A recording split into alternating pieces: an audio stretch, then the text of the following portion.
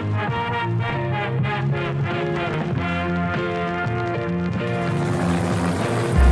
understand the meaning of the word foreboding? As in badness is happening right now. Good morning, everyone. Welcome back to another episode of the Waffle Press Retrospective Failed Blockbusters Season 2. We're finally here. Not at the end. Not even close. No, a little close. Closer than we were, but still not very close. All things and that's considered. okay, because today we're here to talk about Miami Vice. Here's something. We were talking for so much that it is now afternoon on my end. Okay, it is not afternoon yet. It's on still my technically end. morning where you are, but I managed to get to the afternoon. Yeah. But so I guess check out the Patreon for that little 2-hour discussion about just fucking random shit. Oh my! That was actually kind of a lot. I didn't realize that. Yeah, we did a lot. But I think I did. You know what? I did what I intended to do, which was I derailed the conversation by bringing up VTubers, but then I didn't do it on the episode, so I kind of saved this episode. Yeah. Oh, that's my co-host Macaringo. Oh yes, I'm the one who's trying to derail things. That's my thing. But you're not going to do that today because this is a very special episode. Yes. We're talking about the greatest film ever made today. I'm talking about a guy who no one's on the internet's talked about. No. You hear that, Abby? Yeah. Well, Abby's got a big beef with Barry Shabaka Henley. What? Why? I don't know. I was trying to make a joke. I don't know. Oh. Abby's not listening. Now, Abby, listen to the podcast. I don't think Abby has listened to an episode of this podcast. Never doubt her. She's very supportive in my terrible takes online, but I think she knows enough that like unfiltered me is just too much. And you, who likes everything. I didn't like Monkey Bone. Yeah, but who does? Apparently, a lot of people. The day we're recording is when I uploaded the Monkey Bone episode publicly. Are they rioting already? No. People were just like, "Oh, I love this movie," and I'm like, "Oh no, sorry." It must have hit people at that right time, man. Yeah. Which I'm sorry for whatever fetishes that developed. No.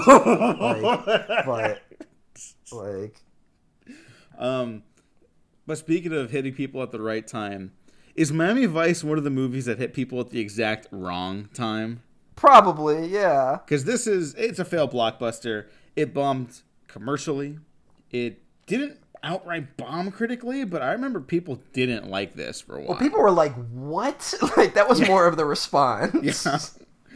Because it's like, okay, some back, you all know what the fuck Miami Vice is about. It's about Crockett and Tubbs being the coolest fucking cops on the planet. They go undercover to take down drug kingpins and shit, and everyone's hot and sexy, and it's the coolest cool music fucking show on the fucking planet. It's fucking losers. The first couple seasons of Miami Vice are legit bangers. The pilot is one of the greatest television pilots in the history of the medium. Yeah. Like, it's a legendary show for good reason. Michael Mann liked it so much when he was starting to produce it that when he read the pilot script, he was like, I want to make this into a movie. And it was just the wheels had already started turning, there was no stopping the machine. The series was a go, so he was like, all right, I'll just control it as much as humanly possible then. I'll just make LA Takedown instead. Oh.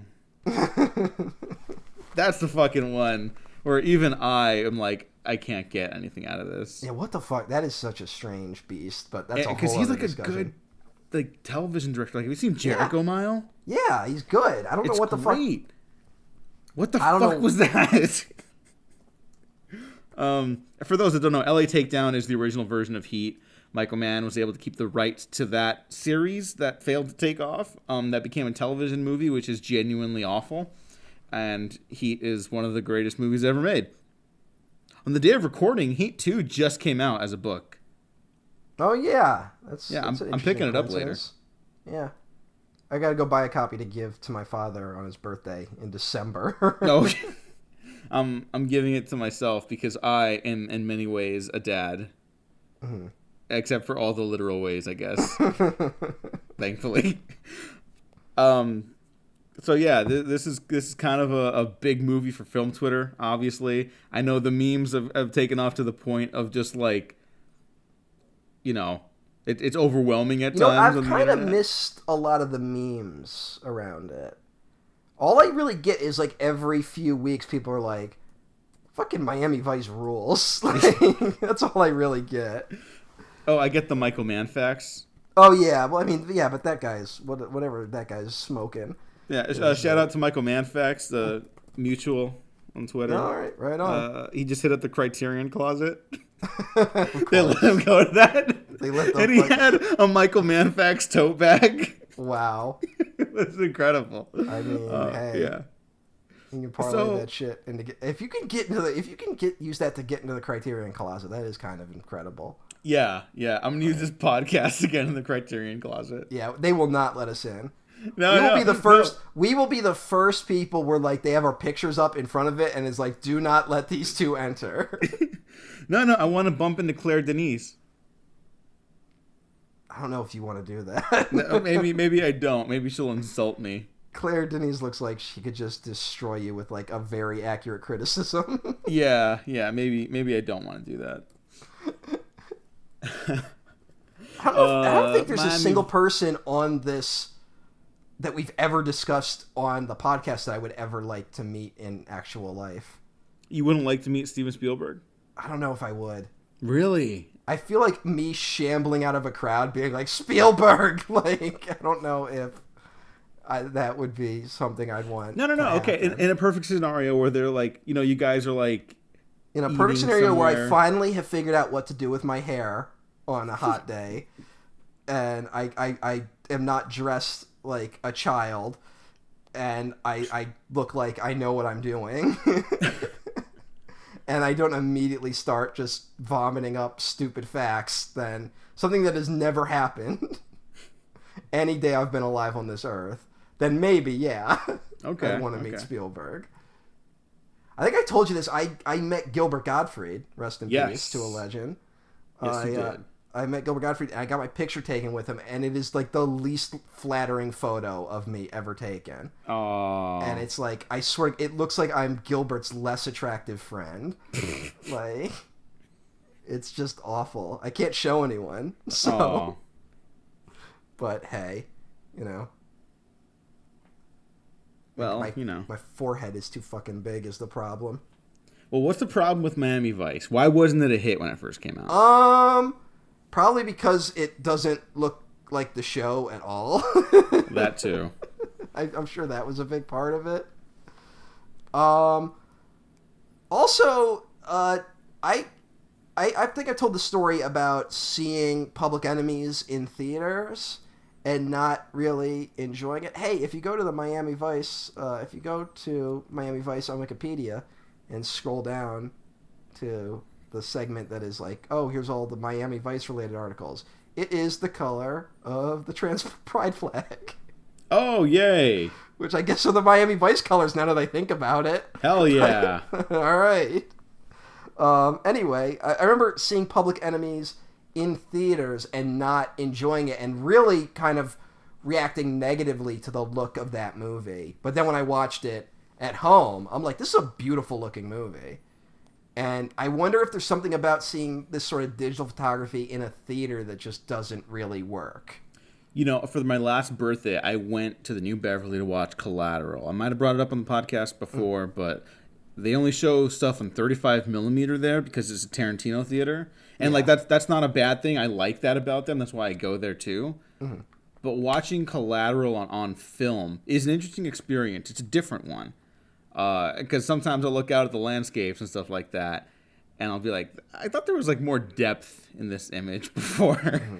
Mm-hmm. High definition video gives you like this quality that, digital cameras now especially give you this quality that you can see night and like landscapes differently than you can on film. With film, there's like just like an immediate drop off at night. There's just a limit, really. Yeah, it's just like blobs of like light in like these black spherical worlds. And Michael Mann is like, I want to be able to see the next city over from this rooftop.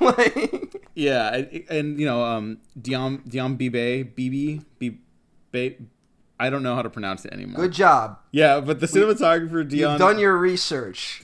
No, because I always forget. I was trusting you. Dion Bibe, who also shot Collateral. And In the Cut. and in specifically Collateral because that's a Michael Mann movie, but he shot tons of stuff that I love, including, like you just said, In the Cut, Gemini Man. Like, he's a dude who will, like, experiment. And he also shot Land of the Lost. God, he's Rob Marshall's guy. That's kind of insane. I know. He's too good for him. Rob Marshall, how do your movies not look better? He's too good for Rob Marshall. They're buddies. They're, like, close friends. Yeah, but, like, if I was friends with a cinematographer that was that good, I would just be like, you make the decisions. Yeah. Yeah. Maybe he does. Oh, my God, he did Gangster Squad. I know. Remember Gangsta Squad? I do it so bad. It's a Gangsta Squad. That movie should be a fucking, like, layup. It's Gangsta Squad.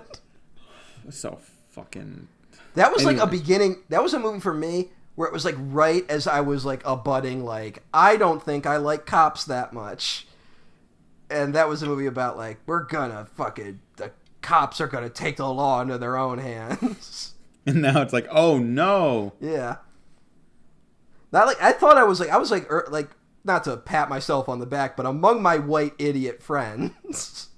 I was on the, like, I don't like cops bandwagon a lot earlier than other people. And then even I was kind of like, oh, yeah, you know what? I haven't been thinking radically enough about our relationship to police in this country. Yeah. Dion Bibe also shot 13 Hours, the Michael Bay movie. And that's not, like, a great movie. It's one of the best-looking movies, like, of the last decade. I think it looks just incredible. You think it was his decision to cut the scene? Was it his or Michael Bay's decision to cut the scene in 13 Hours where Hillary Clinton uses her secret email server to direct the attack against Benghazi? Stop. I don't even know what the conspiracy theorists even believe at this point. I don't know. Like, just that Hillary was somehow involved. Oh, the Snowman. He did the Snowman. Yeah. And that's a terrific looking movie. That for some reason has a terrible home video release. Yeah, well, why bother? Like, honestly, yeah, like, look, I love that director, but, like, there is nothing salvageable in The Snowman, unfortunately. Like, The Snowman is going to be like The Keep, where there's just, like, there's no version of it that's going to work compared to, like, just based on what was shot. How dare you? The Keep is nothing but immaculate vibes. There's probably a vibe version of The Snowman that works on vibe levels, but it still doesn't work as a movie, and The Keep doesn't really work as a movie either. Yeah, that's fine. That's fine for me. Yeah, you know. I would say the first 20 minutes of The Keep are, like, unrivaled in 80s fantasy horror cinema. Like, the first 20 minutes of The Keep are amazing. And then, like, they kind of forget what to do. Yeah, well, for Miami Vice, this movie almost had a similar problem. I don't know if you know that. I know there were a lot of problems. There were a lot of problems. Let's see. Let's run down the cast really quick. Colin Farrell as Sonny Crockett, Jamie Foxx as Ricardo Tubbs. And I'm sure those guys were not a problem at all. Okay, let's just jump into that then. We can kind of go through the cast. We can pepper in that as we go through the discussion. Jamie Foxx is rolling with an entourage at this point. He just won an Oscar for Ray. He's been working with Michael Mann since Ali, though, and they have a great working relationship. He's the guy who brought up to Michael Mann that he was like, why don't you just do it again, man? Let's do Miami Vice again. And Michael Mann has been kind of percolating on that notion since the end of the television show's run, you know? Kind of in his back pocket. He's been working on other things, you know. His 90s run, I think, is what, like, normal people think is, like, his best run. I think his run just never stops, but... Yeah, I think there's a disagreement over where the run kind of stops or even starts, I guess. Yeah. For me, it's like, he doesn't miss. Like, The Keep is the closest thing he has to a miss. Now, The Keep is a miss. I'm sorry, like, and I would love to love The Keep. I really would. I don't love it. Let me make that clear. But it's a miss. It doesn't work. Like, no matter how you slice that movie. Listen. Sometimes dudes just rock. Yeah, but not that movie. Especially that movie. That movie's also got, like, weird casting decisions. We don't have time to unpack all that. Anyways, so Jamie Foxx and Michael Mann start butting heads on this movie. Michael Mann is also a well-known maniac. Oh, yeah. And the weather conditions that they were shooting this film in were like atrocious, like monsoon season, literally monsoon season. There's atrocious. like 2 hurricanes forming in the background of separate scenes. Like, and now here's where I defend that decision a little bit. Not when it's like actively dangerous, but if it's like if you're on like dry land and you just see the clouds coming in, yeah, fuck yeah, Terrence Malick that shit and be like, let's just fucking shoot right now. This looks incredible. Let's go right now. And with the digital cameras, you can get that lighting like really fast, you know? I mean, it's more than just like turning on a light. There's shit that needs to be done to get to that point. Well, you know, it was they probably shot this in the year 2005, and nothing really happened that year that would make people nervous about hurricanes. Moving on. There's nothing hanging over people's heads. Michael Mann being like, we gotta go shoot by the levee. Oh, no. God damn it. Look at the clouds, it's perfect. We're gonna be fine. They say the levee's strong. Oh, fuck. And then, you know, maybe also filming Michael in the Mann Dominican died. Republic where guns were a very active problem. Yeah, someone got shot. Like, yeah, near the set. Not on the set, I don't think, right? No. But there was, like, gunfire when they were you know in what? the I gotta Dominican say, Republic. though, that's some bullshit to be like, we were shooting in the Dominican Republic and someone got shot near the set. It was wild. And it's like, have you been to America? Yeah. Like, fuck that. We're not judging these. We're not judging the Dominican Republic. How dare Yeah, you? no. Well, to be fair, it's Jamie Foxx. I was sitting in my living room, like 2 weeks ago. I'm reading a fucking book, and a fucking mortar goes off across the street from me because I live near these survivalist maniacs. Do you know how insane that is? And then you're like, oh, the Dominican Republic, that's some wild shit. Go fuck yourself. And to be fair, this seems to be the result of Jamie Foxx being like generally not great to work with on this, and he wanted salary, like extra salary compensation. He wanted the top billing. He wouldn't fly commercially. He would only fly like on the private jets and shit like that. Like he thought he was Ricardo Tubbs in this, you know? Yeah. What the fuck happened? Jamie Foxx is so odd. I think after a little bit after this, his ego kind of dies down, at least in the public perception. Yeah, because Ray didn't really take him anywhere. No, he's a terrific actor, and I think he's really terrific in this. Yeah, he seems to be the one who pushed for rewriting the ending so it wouldn't take place in the Dominican Republic anymore, and he got scared off. Like he talked a big game. As you do when you have an entourage. If you've seen the hit show on HBO, Entourage. No one? Okay. Well, I did at one point. I'm not proud of it. What do I know about Entourage? There's a guy named Turtle on it. Yeah. They made a movie about Pablo Escobar. That's like a overarching plot on that show. Yes. Aquaman is the thing. Yes, James Cameron's Aquaman. James Cameron's Aquaman. And I know nothing else. Martin Scorsese has a cameo. Marty seems like the type of guy that like does cameos. Yeah. Like he's in Shark Tale. Marty, come on to the podcast. Marty. I can call you that, right, Marty? Kundun, I liked it. Kundun, yeah. Um, It's so funny that he doesn't like The Sopranos. I know, it's so weird. Yeah. But hey, I mean, maybe he's just like, they're doing what I did already. Yeah, maybe. I think Marty doesn't seem like the type of guy who watches television. Yeah. Like, if a guy is like, what is and isn't cinema, I think he's like, I don't have fucking time for this. Mm-hmm. It's like, are they paying me to direct a pilot? Sure, but I'm not going to fucking watch it. Yeah, I mean, hey, yeah, he started Boardwalk Empire and Vinyl. Yeah, which you can no longer watch on HBO Max. So fucking... I know. You can, however, watch Miami Vice on HBO Oh, wait, Max. let's check in on the Warner Discovery stock while we're talking, because they're making a lot of great decisions. I'm sure it's going up. Oh, it's down another percentage. When we started recording today, it was down about 5.5%, and now it is down 6.99%. It's about to be down 7% since the start of the day. Oh man, we're fucked, Diego. We put all our money. We thought this guy knew what he was doing. How did you talk me into investing? Oh, and let me get to Colin Farrell too, because he's just amazing in this. I think Colin Farrell is one of my favorite actors, and I've only started really like realizing that recently. Really fucking great in this, and it's crazy when you think about like he's just like out of his mind. He is so coked up in this movie. He swears, and you brought this up before the podcast too, but he swears that he doesn't really remember making it.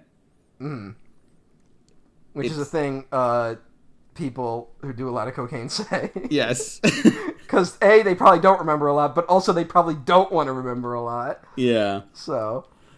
And Michael Mann probably almost gave him like a heart attack, because he was also like, Michael Mann's the type of maniac that's like, all right, Tom Cruise in Collateral, I need you to learn how to be an assassin. So I need to give you these targets that you can fake take Here's out. a real gun. Well, he would have Tom Cruise follow like people around and then like surprise them as if he was going to assassinate them. Yeah. Like, what the fuck? So insane. in this, he has Colin Farrell go fake undercover with these drug enforcement agencies. But Colin Farrell thinks the situation's real. Michael Mann doesn't tell him that it's not. And so the fake drug bust goes bad because he wants to see how Colin Farrell's going to like adapt as if he was playing his character. I didn't know this story. Yeah, and there's like Colin Farrell probably thought he was going to fucking die. My God. Yeah, and he plays it off. He saves the situation, the fake situation that he catches himself in.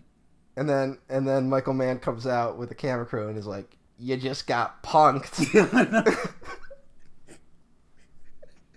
And then he just like chokes Michael Mann. We lost Ashton Kutcher. Who can we get to reach the young kids? Oh my God. I don't know. Michael Mann's free. People like Last of the Mohicans. Yeah. Hi kids, I'm Michael Mann. This guy's name is Stu. He used to rob banks. Now he's my cameraman. We're gonna go and prank fucking, I don't know. Colin Farrell has terrific sad puppy eyes in this too. Yeah. Which I think is so important for Is this version this of is Sonny a Crockett. year after The New World, right? Or is it the same year? A year after. Okay, yeah. So he probably filmed The New World like 5 years before. Yeah. Because of how Terrence Malick Fucking works. Actually, let me Terrence see. Malick. I didn't think to look that up. Terrence Malick almost getting struck by lightning. Oh, this makes sense. I just looked up the development. Terrence Malick began work on the script for The New World in the late 1970s. Oh, good job, Terry. That makes perfect sense. You know, now I'm thinking about it's like, all right, so like we bring back Punked. Michael Mann's gonna host. We get Terrence Malick as the cameraman. But nothing is captured on camera because he keeps panning away. Because he gets distracted by shit. We repackage it as an avant-garde masterpiece. Oh, and I gotta give Colin Farrell credit also because he openly shit-talked that fucking CNN guy. That one guy we always dunk on, the creep who was in BVS. Oh, Charlie Rose. Thank you, Charlie Rose. Yeah, Yeah, where Charlie Rose couldn't remember the name of Miami Vice. Yeah, it's so Colin Farrell on Hot Ones. It's in the Hot Ones still. It's like it's the end tag that they do. Yeah, it's a and he's great just like, little this tag. fucker couldn't remember the name of my movie. Like the name of a two-word title of a popular 80s show. Yeah. So thank you, like- Colin Farrell. Yeah. I'm looking at Jamie Foxx's filmography, and it's kind of wild that it's like, he's like, I just did Ray, motherfuckers. I'm on top of the fucking world. And it's like, goddamn, he doesn't do anything between Miami Vice and, like, maybe Horrible Bosses? Are we gonna defend Horrible Bosses? I laughed when I saw it in the theaters, and that's it. Colin Farrell's in it and he gets shot. Oh, that's right. By Kevin Spacey. Oh, Miami Vice reunion. Yeah. So... But, like, even if we want to skip it, then it's like next year's Django Unchained, which he is very good in Django. Yeah. I think he's great in Django. And that's also a story where I guess, like, day one on the set, like, Tarantino pulled him aside and, like, yelled at him. And is like, you're not a fucking hip guy, you're not a fucking cool guy, you're a fucking slave, you can't be acting like this shit on my fucking So whatever amount of cocaine Tarantino was doing that day. Yeah. Does Tarantino actually do cocaine, or is he just like that? No, I think he does. I don't know if he still does, but he definitely did. The wrong dosage, and like he's never come down. Like he just mixed it wrong one day, and it's like that's just how he talks now.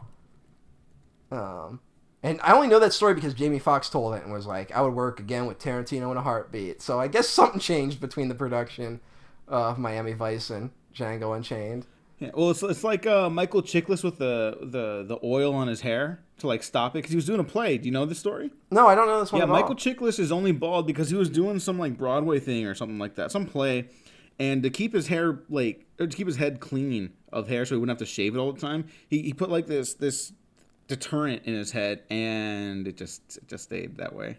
Wow. It just never left like his scalp, and it stopped his hair from growing. So yeah, maybe that's what happened to Tarantino, but instead of like his hair, it's for like nose candy. And I also will go for Jamie Foxx. I'll go to bat for White House Down. I think White House Down is tons of fucking fun, and he's very funny in it. The only other one I was thinking about in between all this was like, I know some people like Law Abiding Citizen as like a schlock masterpiece. I haven't revisited it in a while, but the new angle I've seen is that it has more in common with like a Korean horror drama. Okay, sure. Which makes tons of sense, and I'll totally go into it with that mindset. Yeah. I would like to revisit that one. Yeah. And Baby Driver. But that's like a fucking 5-year gap from White House Down to that. Yeah, and he is great in Baby Driver. Yeah. Baby Driver is one of the most like stacked casts of all time, frankly. Like that movie doesn't get enough credit for the performances in it. Because everyone wants to talk about the Edgar Wright thing and how much they are done with it, but like everyone does a really good performance in that, which is a shame because 2 of the people in it are criminal. But yep. But hey, at least one of them dies horribly. Yeah, that is a great shot to just rewatch if you want to see someone die. Yeah. You know, the only person who's underserved in that movie, and I think the big problem of that movie is Lily James. Yeah. She gives a great performance, but we don't get enough of her to like kind of justify what happens. Which I think is the big problem of that movie. Yeah. Other people we also have to shout out, of course, our boy Maxwell Dillon, Electro. Oh my God, I forgot. Yeah. Oh yeah, he came back. I forgot that he did too, come back. That movie's bad. It's really bad. They're both bad. That's what's fucking crazy. That is crazy. But this new bad one was much more well received, so he kind of gets to go out on top as Max. Yeah, he gets to be like, see, I made the right decision. Yeah. Oh yeah, he was Soul. He was in Soul. He was Soul? Yeah. Yeah, he was Soul. Yeah, wasn't he the Soul in Soul? Yeah, he's Soul. Yeah, he's Soul. Yeah. So, Pixar. Tim Allen was Toy Story. Anyways, at the time of recording this week, he's got a new movie coming out called Day Shift. It's supposed to be like really fun, so I'm looking forward to that. Day Shift. Day Shift. Yeah. What marketing group came up with that title? Netflix. Oh boy. Yeah, I heard it's one of the better action ones they got. All right, here's something like we talk about how like Netflix has this like in-house style, right? Mm-hmm. And it sucks. And I was talking about how like I think this digital shit plays a lot better at home than maybe it would in theaters, and that might be affected the response to these movies. Why hasn't anyone tried to do this at like a streaming level? I don't know, and part of it is I think not for Netflix because they don't really have quality control. But some of the other streamers they have like again, not an in-house style so much, but I think they do still limit like what they want to like take in. I think the stuff at like the Blumhouse level can get riskier visually, and those people still don't. I'm not going to name names because this is an up-and-comer, and I disagree with them fundamentally on like a lot of filmmaking stuff I've seen on Twitter, but I think it's important to point this out where someone was saying that like they hate that digital cameras became like the most accessible norm, not because of what opportunities it gives people, but because it changes the way we look at movies and television versus like film, which is like a softer look and stuff like that, which is fundamentally incorrect. Digital cameras have significantly less quality than film. The film, like photochemical process, allows you to if you capture that image correctly on film, you can go up to variables of like 4K, 6K, 8K, up to like 12, like past 12K basically. And that's why every 4K release of an old film feature is going to have the latitude to make that leap to like a 4K upgrade or an 8K upgrade when we get there eventually, when the technology is available for mass consumption. Digital just has an inherently crisper look, but it's like almost false information because it doesn't get as much information, right? That's why it's easier to get like that digital noise that looks like film grain, you know, like which is Miami Vice is like littered with, which we'll talk about in a second. So I call bullshit on all that weird film versus digital stuff. But to your point, I just had to get that out of my system. To your point, I don't know why people don't do it.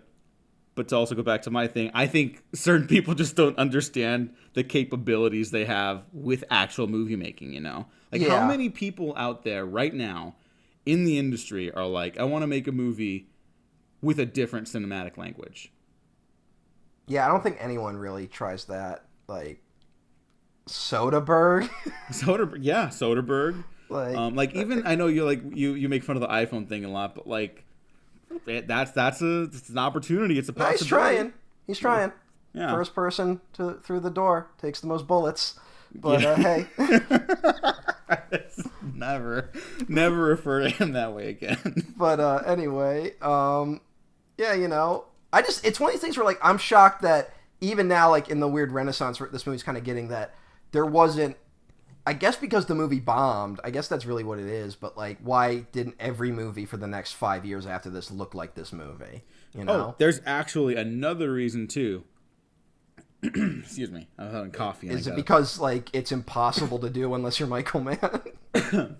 So, there's a couple notes on this. One, the film was mostly shot with the Thomson Viper film stream camera, which was primarily used for a lot of like news footage, basically, at a certain point. I mean, that's the thing. That's like the vibe of this movie, is that it like feels like you're kind of like on the ground. Like it feels like an episode of Cops almost at certain points. Like, but now check this out. David Fincher used it on Zodiac and The Curious Case of Benjamin Button. So it's not like these cameras have an in-baked look to them, which is still also modern digital cameras that have like increased latitude in terms of light and shadow and textures. So anybody saying that like, oh, well, it's the cameras they used, suck a dick. You don't know what you're talking about. Because Zodiac does not look like Miami Vice. But anyways, so there's those cameras which are no longer in production. They definitely Let's go find one. Let's go find one. Okay. Let's go. Let's go out like right now. Let me see. Google Thomas Viper film stream camera shopping. Oh, there's no results. No, like, there's literally nothing. Oh my god. Yeah, they don't sell cameras just on Google like that. Actually, you'd be surprised. You can get a Red Weapon 8K on there. Yeah, the but that's camera because used to film Alien Covenant, Guardians of the Galaxy. But that's because Red is such a like brand. I guess so. Yeah. Like those guys were smart. If they were smarter, they wouldn't have called it the Thomas Viper film stream camera. They would have just called it the Viper. Yeah, and I then, guess like, so. There would be and then we'd be on like the Viper 4.0 or some shit. Yeah. Okay, so that's part of the reason why, right? The information in the camera is not as the latitude's not there.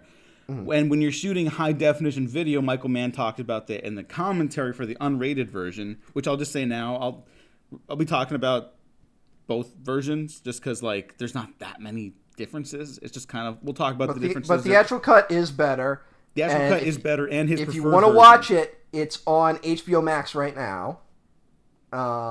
And you better watch it soon, I guess, because of let's check that Warner stock again. Oh, it's down 7% now.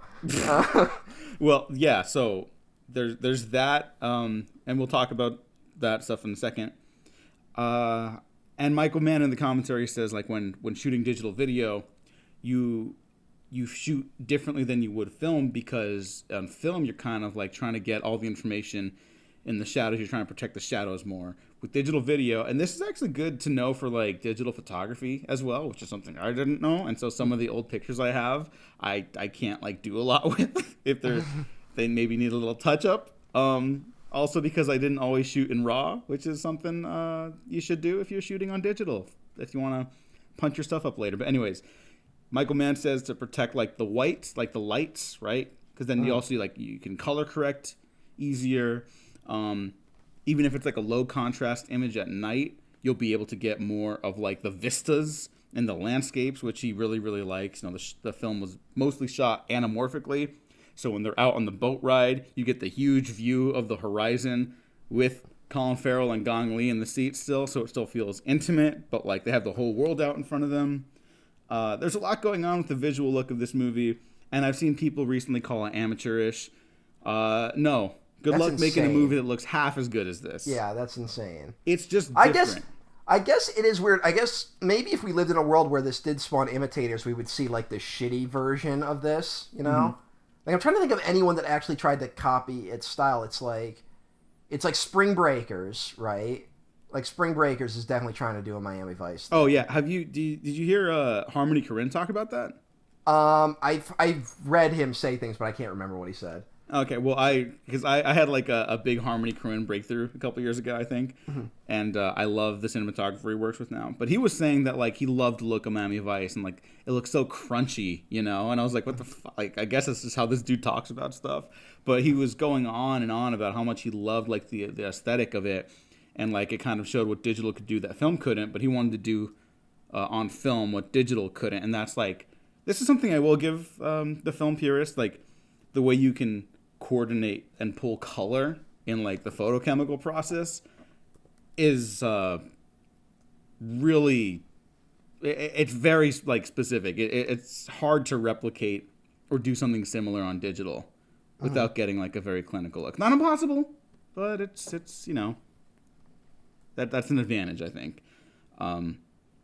Less work in the color if you get it in camera. Apart from that, I think the only thing I can think of that like reference this movie specifically are like the Kane and Lynch video games. Yes. Do you remember those? Glad you brought that up. Remember those? The first Kane and Lynch game, not so much. That one's kind of trying to do like a hate thing, I would argue. Yeah, not very good. But Kane and Lynch 2 is definitely trying to be like, this is Miami Vice now. Yeah, Kane and Lynch 2 is straight up like, it's like you're watching the game through a handheld camera. Not an endorsement of the game though, because it's a bad game. But yeah, and that's the thing about those games. It's like I should like them more as like exploitation bullshit, and I just can't get there. You know? Yeah, I don't know. They didn't find a way to make it fun. Yeah, like, that's really the thing. But like, it's fascinating. It's more fascinating to like kind of take a glance at, you know, and like, man, this could be something. Yeah. And I don't hate those games either. It's just like, God, if they make a movie of that, which it almost did, starring Jamie Foxx at one point. Yeah, they kept trying. Like for years, they were like, we're going to do it. It was so weird. That was one of those, like, the first instances in video games where there was, like, the game wasn't even out and they were already talking, like, movies. Yeah, do you remember who else was going to co-star in it? I remember at one point they talked about Bruce Willis. Yeah, it was going to be Bruce Willis and Jamie Foxx. I don't know who was going to play who. Yeah, it doesn't really There was make a sense. poster at the Cannes Film Festival promoting it. Really? Yeah, well, most people forget that Cannes, there's also the market to buy movies that can go into production and stuff like that. So that was one of those, and it still didn't get made. So. But also, do you remember, like, Kane and Lynch got, like, saddled with controversy, like, really early on? Do you remember this? No, actually. So, I have another note about another game, but go ahead. We'll bring that up in a minute. But, like, Jeff Gertzman, who was the editor of the GameSpot, like, review website, gave the game a 6 out of 10. Which is, like, honestly, like, a fairly okay review for that game. Mm-hmm. And then he got fired. And it came out that it was because Eidos, the company, was advertising Kane and Lynch on the GameSpot website. And that, like, they thought that ensured them a good review. And so he got fired. And, like, that, like, kind of, like, tainted the game, like, right at the offset. That guy would go on to found Giant Bomb. Do you know Giant Bomb? No, I don't know that one. They're like a video game online website. I think they kind of just imploded recently. Oh. But yeah, I think they're struggling, as a lot of people are right now. Mm-hmm. And then Kane and Lynch 2, when that came out, it got like savaged by critics. Like people hated Kane and Lynch 2, and there's been zero talk of another one. Yeah. Like again, it's just so repulsive. And if it was fun to play, that'd be one thing. But it's just like fucking like It's disgusting, and then it's like not very engaging. I never got a hook on what they were trying to do with it. Like, could you figure it out? No. I guess just like, at least for the second one, for Dog Days, it's like, it's obviously going for like the Miami Vice look, but I think it's trying to capture like a sense of like immediacy and urgency in the violence, which I would argue Miami Vice does as well with its cameras and its techniques. I have no explanation for the first game. I bet some people just wanted to do like a GTA style narrative game. Yeah. Which, like, whatever, I get it. It's not like an open world game. Like, no, it's not. Is the first Kane and Lynch game... There was a video game from that era where it opens with a shot of the World Trade Center on fire on 9/11. I don't remember that was like a character's backstory. Oh my god. I think it was Kane and Lynch, and it was like one of those like, is it too early to reference 9/11? And I'm like, I don't know if it is, but it's definitely a little too early to start referencing it in video games. I remember that, yeah. So I'm not sure if it was Kane and Lynch or if it was whatever, 2007, that era of video games. Mm-hmm. The early HD era where like they're kind of experimenting for a little bit, and then like once you hit 2008, 2009, every company's just like, make it like Gears of War. And that's what games are for the next, like, 5 years. Yeah. And now they're all like fucking God of War. Or, and excuse me, The Last of Us. It really goes there's The Last of Us, because, like, stories have to be serious now. And they got to deal with serious themes. But also, like, the mechanics have to be really simple so we don't actually put that many resources into the game. Or it has to be Fortnite. Those are the two. Video games are amazing. I still like the Halo multiplayer. I'm sure. Yeah, where my Halo head's at. Never played Halo. I'd recommend the first one still. I bought Halo 3 when it came out. Never opened it. Okay, well. So is an unopened copy of Halo 3 worth money? I might still have it. Yeah. Maybe look into that. So, because like Halo games go for like $5. But if it's unopened, there's some fucking nerds out there. If they haven't killed the brand, it might be worth money. But it also might have like the giant like purchased at GameStop sticker on it. Oh, okay. Thanks, GameStop. The other game I was going to reference, and this is actually pre-Miami Vice, but I think it's the closest thing I could think of to capturing like a grimy aesthetic. And I do think it's also going for like a Blair Witch style thing too. Is Manhunt. Oh yeah, Manhunt. Yeah. It's very like the cover of the game is the look of the entire game. Yeah. You know, like that scanline VHS shit. I don't know people's takes on Manhunt. I have not played it. Okay. I've seen video of it though. Brian Cox is the antagonist. Yes, I know that. It's about talking about Nope recently. It's about also filmmaking. Yeah, and it's like snuff films and shit like that. It's snuff films, yeah. Yeah, I know the basics. The antagonist is called the director. This might sound insane. I always thought looking at it that it kind of had the vibe of like, what if John Carpenter went digital? A little more fucked up. No, definitely. But like, it kind of had that vibe to me because it's like a weird, like the setting and setup especially. Yeah. I never thought about that, but that's I think that fits. I think, like I said, in terms of setup, like if Carpenter like post 9/11 just went insane, like I feel like maybe we could have gotten that. We don't really know because Carpenter only makes like Ghosts of Mars and then it's done. We don't really know what like 2000s Carpenter would have started doing had he been given the resources. So he would have done The Ward. Yeah, but that's not really a movie. Yeah, it's not very good. The Ward was someone's attempt to like hide like tax dollars and shit. Like it was some sort of money fucking funneling thing. But Manhunt, as I should say, not Manhunter.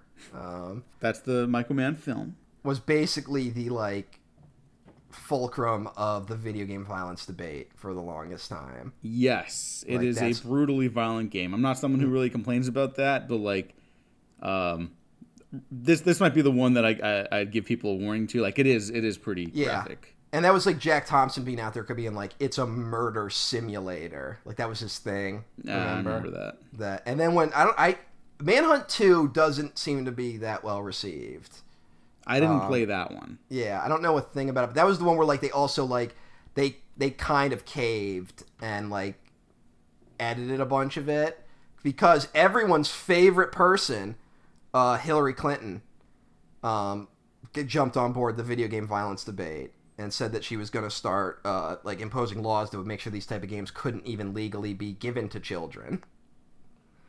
And then a bunch of the video game developers donated a bunch of money to her Senate campaign, and suddenly all those complaints went away. So interesting how she works. Interesting how someone like that was the nominee for the Democratic Party. But that was when like the Wii, because it was like motion controls. Jack Thompson was out there being like, they're training children to stab people. Psychotic bullshit. Yeah. Jack Thompson and various U.S. senators. Is Jack Thompson still alive? He got disbarred. Didn't know that. Yeah, he got disbarred. He is permanently disbarred by the Supreme Court of Florida for inappropriate conduct, including making false statements to tribunals. That'll do it. Disparaging and humiliating litigants. Surprisingly, that doesn't always do it, but the firmware does. So. Yeah. He went after rap music and Shock Jock Howard Stern. Comrade Howard Stern. Probably no. There's too much of Howard Stern in like the 90s and 2000s to be that we can ever reclaim Howard Stern. Yeah, no. He could be your guy. I'm good. Yeah, don't look up what he was saying around the time of the Iraq War. I guess God, is what no. I'm saying. Yeah. No. Well, unless you want a picture into what the majority of Americans felt at the time, and not what we were pretending to feel, what we actually felt. Maybe I should replay Manhunt one of these days. Yeah, I'll see if it holds up, because like I remember just being like, this is like interesting. I just thought like, oh, violent game, cool, whatever. Yeah. You know, like. Yeah, I feel like it might be one of these games where like they won't even let you stream it these days. Yeah, it's pretty fucking brutal. It is. It is like edgelord bullshit, but I'm like, there's like an idea here about like consumption and exploitation, and it's interesting. But Miami Vice isn't about that. But what I will say, the one like kind of through line between Manhunt and Miami Vice is that in a way they're kind of about like how you present yourself, you know, like with undercover stories regarding police and like criminal organizations, you know, they're putting on a mask and stuff like that, and like Bad Boys does this, a bunch of fucking cop things do it, but Miami Vice I think is the one that understands like the most interesting part of the narrative isn't like about like heroic cops doing shit. It's like, what does it mean to these individuals as like people? Mm-hmm. Like Tubbs has like a home to get back to, like a life to get back to, and like Crockett like doesn't. And it's like, you know, the opening scene of him in Miami Vice is flirting with a waitress and getting a mojito, you know? Yeah. He's like, this is what he does. He works, he flirts, he probably has like hookups, and then just goes back to work. There's nothing like for him in the real world. This is like all he has. And I think the movie understands that that's deeply fucking depressing. Mm-hmm. Now this is like the natural like progression of Heat, you know? Mm-hmm. Like Heat is very much a movie about like, actually the hunter and the hunted can only truly relate to each other, right? Mm-hmm. Like that's kind of what that movie is. Miami Vice is like, it's this movie about like how difficult it is to like separate these entities at a certain point, you know?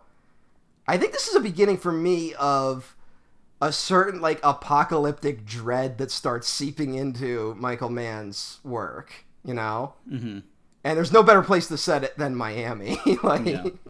Also in the commentary, Michael Mann references that in the 80s, they saw the setting and premise of Miami Vice as sort of like an American Casablanca. Where like, here's a sexy town with a lot of mystery and intrigue that kind of provides narrative like every week for the rest of these people's lives, right? Or I guess 5 seasons of a television show. Yes. But it was like a smaller location. It kind of blows up after Miami Vice in the 80s. Not just because of Miami Vice, also because, like, you know, the war on drugs. Yeah. But and now it's such like a booming place. It's a place that people can get lost in. It's no longer like a getaway resort. So he like adapted Miami Vice for what was then the present, you know.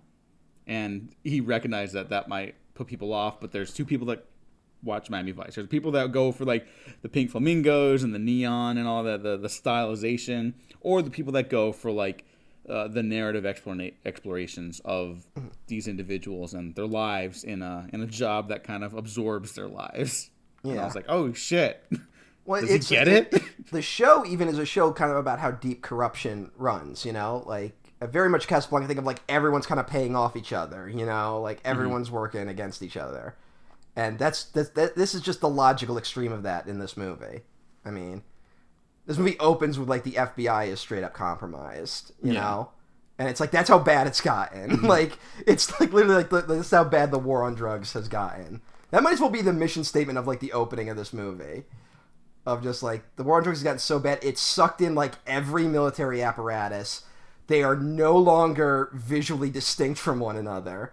They literally don't look very much different than the neo-Nazis who show up at a certain point. They're all cogs in this machine, and it's just like spiraling out of control. Yeah, I'm glad you brought up that the apocalyptic dread of this too, because like the Black Hat is also the end result of like Michael Mann's fascination with like digital technology and how like the grid of there's a grid on the world now, right? And like every person, not just agencies, but every person has like the possibility of using technology through their own specific means for better and or worse. And here it's like very pointed that people like Crockett and Tubbs are like, where the fuck do like the neo-Nazis like have access to this kind of equipment? Like, when did that happen? You know? Yeah. And it's like, yeah, like all these organizations are gonna like fucking have these techniques and things that put people in danger and harm's way because it's just gonna become more readily and publicly available to everyone. Mm-hmm. And that's not me saying things being publicly available to people are bad, but weapons being publicly available might be pretty bad. That is bad. That's the bad part. Yes. A gun that like blows a guy's arm off in a fucking car. Do you know how they did that? How'd they do that? That is an amazing. Yeah, so there's no people in the car when they film. I would assume so. But otherwise Michael Mann just shot 2 people and put it in the movie. No, Michael Mann just murdered 2 people and kept it on the down low. Oh, okay. I mean, the man's committed. Yeah. No, yeah. So they really shot up the car with like weaponry. And then just digitally mapped the people breaking apart. Okay. God damn, it looks really good. It does look really good. Like I would not have guessed just that's how off enough to be like something is different, but not but bad. There's also not bad. I think there's also a trick of like the whole movie kind of has that off feeling to it, you know? Mm-hmm. Which I think is part of the like digital likeness of it. That like it can kind of allow like kind of sloppier stuff to sneak through in a good way. Yeah. Like, and I'm how much Mann's aware of that, I'm not sure, but it really benefits the movie. Well, you know, I think it's like, again, to go back to my rant about the digital being like the crisper, cleaner perfection thing and how I'm like, I don't believe that. I think you need to embrace the imperfections. Like people embrace imperfection on film all the time. You know, they talk about that. It's like, but that's a great way to work, frankly, because you're gonna reach imperfections. You're gonna bump up into a bunch of fucking problems. I think digital imperfection is really exciting too, and I think Mann also gets that. He shot the fucking restaurant fight in Black Hat on an iPhone because he was upset that the lighting was taking too long, the camera set was taking too long. I mean, hey. I mean, I don't agree with that kind of thinking all the time, but I'm like, hey, it fucking works for me. But you can also tell how much he just loves to just shoot digitally, just like on fucking rooftops. There's so many rooftop scenes in this goddamn movie. Yeah. Have you heard him talk about the Ali one? That's like the moment that broke it open for him. Really? Yeah, where he like when Will Smith is looking out at the protests, and he's like, why is this so special? And he's just like fucking has like an emotional breakdown explaining like it feels like I'm right fucking there. And you could see these vast landscapes at night that I've never been able to see before on a film. It feels like I'm really there. It's the most like human experience, whatever. Well, and I'm like, man. There's that scene in Heat between De Niro and what's her face, the woman he gets like really aggressive with and insults, and then like I was like, I'm sorry, yeah, and like that shot, like it's kind of like the worst looking shot in the movie, where like you can tell it's like just a fake skyscape behind them, you know, like you know what I'm talking about, right? Yeah. And you just see, like, it almost feels like he was trying to, like, correct that with these later movies. Of being like, this is what I was going for with that, but I didn't have the tools at the time. Yeah. You know? And to be fair, they did shoot, like, that scene, like, naturally, and then they just, like, matted it onto the scene. Which is why it looks funky. Yeah. Because it's like, you couldn't get the two stops for the people and the cityscape to be like equal. And he's like, no, I want to see the people and the landscape. And then Dante Spinotti was like, Michael, there's no way to do this. Now there is, though. And Dante Spinotti has also been someone who's openly said like he loves working with digital and you can do so much more with that. Which is why he worked on Ant-Man and the Wasp. Oh. Yeah, you can't fucking tell. That's when I turned on that movie, when I found out that he fucking shot that. Yeah. This man shot Manhunter. Well, does any Marvel film really movies. look that great? Like, what's the best looking Marvel movie? Thor. I'm not saying that to piss you off. I genuinely think Thor's the best looking one. It's not Thor, you fucking psychopath. It absolutely is. It's not Thor. It's either Thor or Guardians of the Galaxy 2. I'd maybe go with Guardians 2. Okay. If those are the choices. But Black Panther before the weird last minute color degradation. Yeah, before they ran out of money. Yeah. That, you know what? That's kind of weird. I can't think of the last time I saw a movie though where it was very clear that at a certain point they just ran out of time and money. Yeah. Like Marvel, I know has that problem, but normally they're able to like spread it across the movie so it all has like an equal kind of level, you know? Mm-hmm. And Black Panther was like, nah, the first half looks pretty good, and then it's like, what the fuck happened? Those are my picks. Those three, but mainly the first two because they got finished, and that's no one's fault for Black Panther except for the studios. Yeah. How about that Wakanda Forever? It looks so fucking good. I know it does look very good. It's like it's just so depressing. it's horribly depressing. It's like that movie's gonna be fucking huge, and not just because of the Chadwick Boseman thing. Yeah, but it's gonna be fucking huge. Well, Black Panther was huge, like that movie. And you had to deal with a bunch of people being like, I don't get it. Why is this movie such a big deal? Which is still a talking point. But people are fucking dumb. Wait. So what do you think is the best looking Marvel movie? I don't know. I was asking you because I didn't have an answer. I don't watch them enough to be like, to like have strong opinions on the look of them. Like, we're like, as I've, if Abby's listening, which she is not, she could attest to the amount of times I've rewatched Miami Vice on her Plex server. That was like earlier this year, right? It was like last year, but like it continued into this year. Because it is kind of a movie where I will just fucking put that shit on. I mean, and I don't even know if it's the whole movie itself, but there is fucking something to the opening of this goddamn movie. Like, drops you into it. Why is it so good? I honestly, like, I don't have like the exact answer as to why it's so good. I think it's the perfect thesis for this film. The opening image and sequence is perfect for what this film is, because it also ties into the last sequence of the film, which we'll get to. Mm-hmm. You're just in this moment. And I want to say, just a heads up to anyone who might be watching it on HBO Max, which you should, if you have the opportunity. I don't know what the fuck happened when I went to watch it the last 3 times. The HBO logo would come up, and then it would just skip like 20 seconds ahead. What? And I couldn't figure out why. Yeah, it was doing that. And like, here's the thing: if I went back to the HBO Max logo, the HBO logo, it wasn't HBO Max, it would keep skipping. But if I went to the Universal logo, I didn't have that problem. That's fucking I have weird. no idea what that was, but it just kept happening. So, just a little heads up. But goddamn, that opening! I think, like, honestly, I think that's the opening itself is the reason why I've rewatched the movie so many times. Well, it's also like kind of a calling card. Like I was mentioning for Sonny Crockett, living in the moment is like his whole thing. That's the movie. We're just getting these like glimpses. Like the movie takes place over like 3 days or something. It's is it over 3 days? It feels short. I'm sure it's longer. But I think it's one of those where, like, I think Michael Mann was going for something about, like, how these days kind of blend into each other.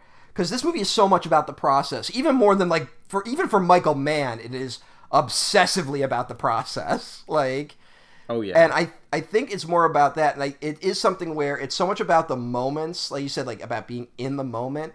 Because it's a movie that by the end, nothing is really accomplished, Mm-hmm. Like, it's like, sure, like a X number of people have been shot. Like, we got the one guy, but the really bad guy got away. That ultimately everyone is just kind of just like the love affair was doomed from the start. Like, everyone's back to where they were at the start, kind of like a TV episode. Mm-hmm. And it's so much about being in the moment. So I guess that's really what it is, because it is a movie where I could tell you basically every scene. I don't know if I could consistently tell you every scene in order. Yeah, there's definitely a little mix-up once in a while. I'll rewatch it, and I'll be like, oh, that does come later, right. Or that was already here, okay. And I want to also talk about what you just said, like, nothing's accomplished, and I think people see that as, like, a detriment. Like, oh, the movie made a mistake because the plot becomes unimportant. Or because no one would make that decision logically. Yeah.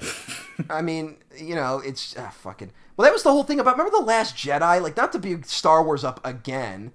Like, if Michael Mann is listening to this, he probably just committed suicide. But, like, it's... Remember everyone was like, nothing was accomplished in that movie. Do you remember that was, like, the big takeaway from that? Yeah. And then, I was like, are you out of your fucking whittled mind? Down until, like, okay, well, the rest of the movie makes sense, and, like, I disagree with the Luke thing, but nothing was accomplished with Rose and Finn's side story. And then I was like, no, it's clearly character development for Finn to understand, like, the plight of others and shit like that, and how this and, like, what he needs something worth fighting for. Yeah, but it's very obvious so to much... anyone paying attention thing. But then the failure, people were like, well, they just fail. And I'm like, yeah, what could be the reason for that? Yeah. Do you think that was an accident? It's not to make them look like buffoons. Even ignoring that, like, to attempt something and then to fail is still things happening. Like, it's like we don't even need to get into the like that thematically or character driven it makes sense. It is like you can still fail.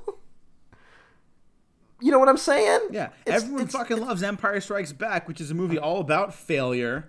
Yeah, but apparently when you like take that thesis to other films, it becomes a problem. They've rewritten history so much when it comes to Empire Strikes Back. Fans were irate about that movie. Because they made the same complaints that nothing happened in it. Like, the one thing Last Jedi has going for it that I don't think people made the complaint with Empire is that no one Luke wouldn't behave this way, which is, like, not really a take. But it's just, yeah. Sorry, but it's infuriating that people go like, why did the director make such a narrative mistake? And it's like, no, that's what they chose to do. Like, what the fuck? What? It's only a mistake if you say it is. Like, yeah, look, and maybe we're going a little hard for Last Jedi and Miami Vice, but I think both Rian Johnson and Michael Mann understand that audiences are smarter than even we give them credit for. And I start to reconsider their notions of that. I know Rian Johnson said that, and then Michael Mann also said that regarding this film. Mm-hmm. Which I was like, oh, that's like the nicest thing he's ever said about someone, maybe. What did he say? Sorry, I missed your point. he said that audiences are smarter than we give them credit for. Yeah. And so that's why he feels comfortable putting in all this, like, what could be, like, received as technobabble, which is all apparently very accurate stuff according to his commentary. He just keeps bringing shit up, like, every 5 minutes. Like, oh, this is actually techno information brought on by, we're cooperating with, like, informants from the CIA, and then we're here with the DEA, the IRS. Well, you know and this is how you track the weird funds. for me is that like it seems there's like I agree that audiences are smarter than we give them credit for, but there's some weird thing that happens with audiences where they only think this is an audience decision. This isn't a studio decision. That audiences seem to think they're only allowed to be smart for certain movies. Yeah. Do you know what I'm saying? Mm-hmm. Like, there's something about... It's the reason why audiences responded very well to something like Knives Out, right? But, like, couldn't do it with The Last Jedi. Yeah. And there was something about, like, they didn't even look at the movie as being a movie. Which is so sad. And I guess that's just the inherent problem with franchise filmmaking. I mean, maybe, but I also think people are like through franchise filmmaking, like conditioned to not engage with like themes or like ideas of stuff. You know, people are still losing their mind over the shoe and Nope. Like that's the biggest criticism I've seen of it. That's like, I can at least see how you misunderstand that. You know? Yeah, but like here's honestly, I see people like with different takes or like not understanding it, but people are still like, it gets their brains working, you know? Mm-hmm. I haven't seen any... Are people like negative about the shoe? A couple I've seen. It I seems to haven't have seen died any... down. Again, we talked about how like, thankfully the turning tide against Jordan Peele seems to have like vanished. Not happened. Yeah. Yeah. It left immediately as we thought it would appear. Mm-hmm. Well, I think the weird rewriting people are doing is that now people are trying to say Us was some sort of misstep, which is wrong. But... yeah, there's something to audiences, but also did you see? I saw some people that were trying to break down the shoe as like a physical thing. You know what I'm saying? What do you mean? Where they were like, well, they're like, well, so that means there must have been alien activity happening even then. Oh yeah, yeah. You know, and it's like the weird people can only think of a physical response in movies as opposed to like a metaphysical. Yeah. And that's a big thing that audiences just kind of are really conditioned against. And then even when they are challenged on it, they will like push back with the physical even harder, you know, that's a frustrating thing. And I don't necessarily think that points to a stupidity in audiences, but yeah, more like the conditioning of audiences. Yeah. But because that's the thing, like people like are putting in the work for Nope. Like people came out of it being like, look, I don't understand all of it, but I'm willing to put the work in to figure it out. And that's just something that wouldn't happen with like a more mainstream release. Yeah. And I don't know what that's about. I don't know. I mean, Miami Vice was technically a mainstream release. And I will be honest, I love this movie. I love the way it looks. I kind of love everything about it, frankly, to be like very like blatant and like boring. I don't know why it costs $135 million. Oh, I know why it costs $135 million. Price tags for the actors? I mean, there's that. There's Jamie Foxx's fucking private jets and shit. Oh, yeah. But like, I have to disagree. It looks like an expensive movie. Don't let the digitalness of it all fool you. There is so much money on screen in this movie. And I think, guess maybe when it comes down to like, okay, we consider the opening boat chase, which is cut, later boat chases, a lot of helicopter stuff. A lot of helicopter stuff. A lot of like precision stuff where it's like, we're only going to be able to get this shot. We have like a 5-minute window each day to get this shot. Like, yeah. There's a lot. You can tell that, like, I guess what I'm saying is you can tell that the main resource Michael Mann had on this film was time. Mm-hmm. And I think that's what is really on display here. And maybe that's why this look never took off, is that to achieve it on this level was just going to take an insane amount of time. So, like, why bother? Mm-hmm. But, I don't know, man. It looks like an expensive movie to me. Maybe I'm just, I'm too focused on, like, the look rather than what it's capturing. Yeah. Because, I mean, there's so many go-fast boats in this. There's so many go-fast boats, but it's also, like, wow, that car is really moving in this shot. Yeah. It's like, also, like, where's the camera? Is this camera from another car filming this? And it's, like, in the film for, like, 3 seconds, maybe? I mean, yeah, like, the opening, like, speed off to, who's that fucking guy? John Hawkes. Oh, the guy who's Alonzo. in, like, a bunch of, Alonzo, played by John Hawkes, is that his name? Yeah. Who kind of disappeared for a little bit. Where's he been? He's doing a lot of indie stuff. He's fucking fantastic. And Michael Mann notes in the commentary that he cast him because he saw immediately a quality that you just see with up-and-comers that they're going to be the next big deal. And that kind of doesn't happen, unfortunately. But he's fucking terrific. Oh, go check out Martha, Marcy, May, Marlene. Yeah. Great movie. Another movie where it's like, oh god, it sucks that Elizabeth Olsen got sucked in the Marvel world. Yeah, she might be out of it now, though. She seems very happy to be out of it. So good for her. But he's also great in that. I'm surprised he never worked with Mann again. You feel like Mann would like bring him back a few times. Yeah. Fucking Tom Tolles is in this movie. From fucking Henry, Portrait of a Serial Killer. And The Devil's Rejects, and Malcolm in the Middle. And Werewolf Women of the SS. Oh, yeah, of course. That little fucking thing. But, yeah, I believe he passed away a while ago, actually. Oh, no. Of 2015, age 65. Was kind of getting he was kind of getting that career resurgence. But this is like even, I guess, does this mean Michael Mann saw House of 1,000 Corpses? Maybe. I always wonder that. I never know if it's like the casting director or if Mann is like one of those guys who's like, get me that guy. It might be both. So here's another thing. This isn't specifically related to Miami Vice, but also kind of is. John Ortiz as Jose Hierro is really good in this. Like, really good. John Ortiz is just terrific anyways from our beloved AVPR. Mm-hmm. John Ortiz was cast in AVPR off the strength of his work in Miami Vice. Makes a lot of sense. So you're welcome. He comes back for he kind of becomes like late era Mann guy because he's in Public Enemies and Black Hat. Yeah. So bring him back for Ferrari. Why not? Ferrari's buddy. Ferrari's buddy, John Ortiz.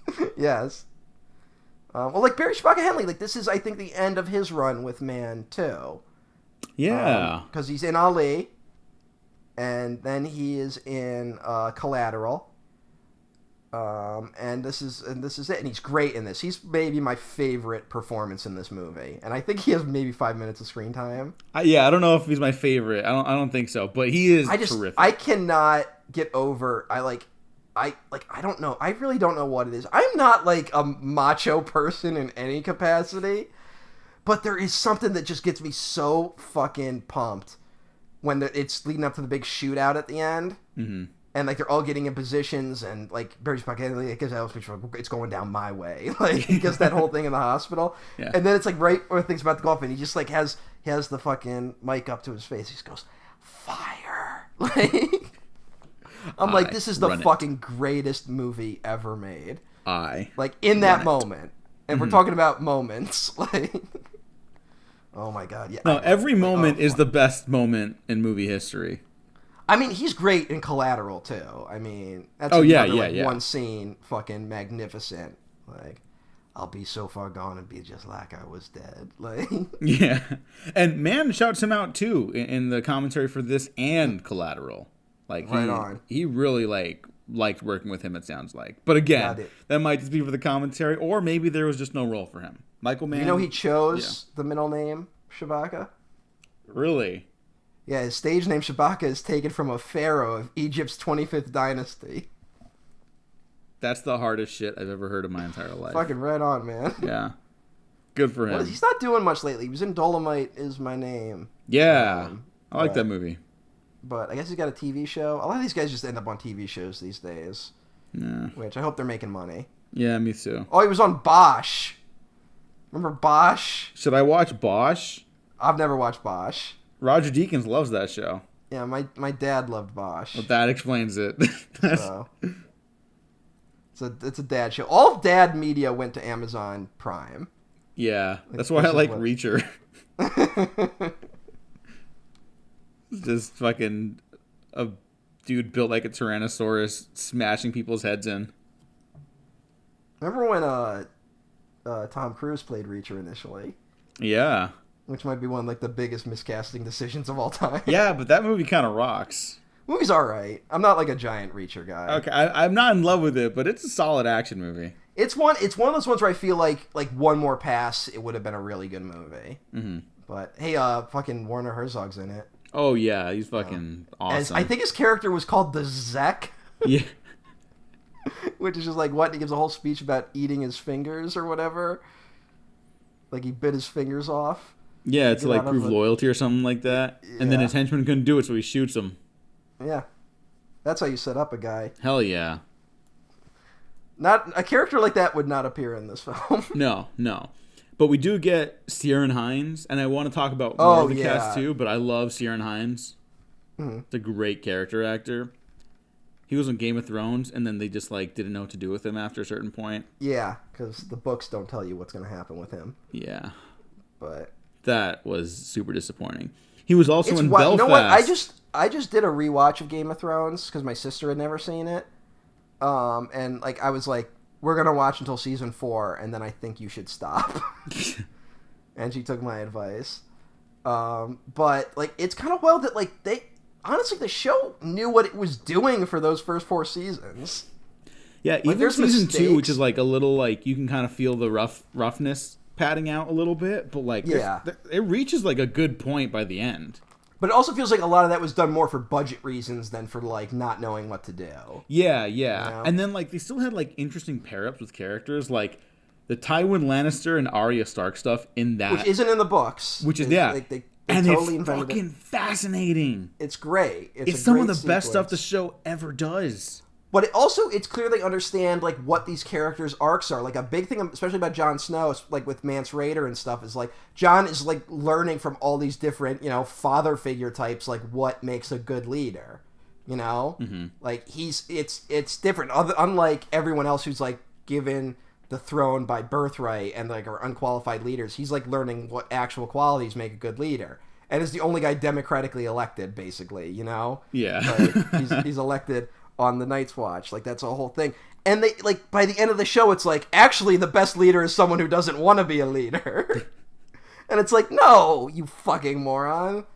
Like, how do you know it that well for the first 4 seasons and then just lose it? Like, I guess the answer is you don't want to make the show anymore. Mm-hmm. But I hope those guys had money invested in Warner Media. It went up a little bit, but it's still... Oh, nope, it's down. It's down 7.3%. Some other fantastic people in this movie. Dropped an entire $1 today. Oh, wow.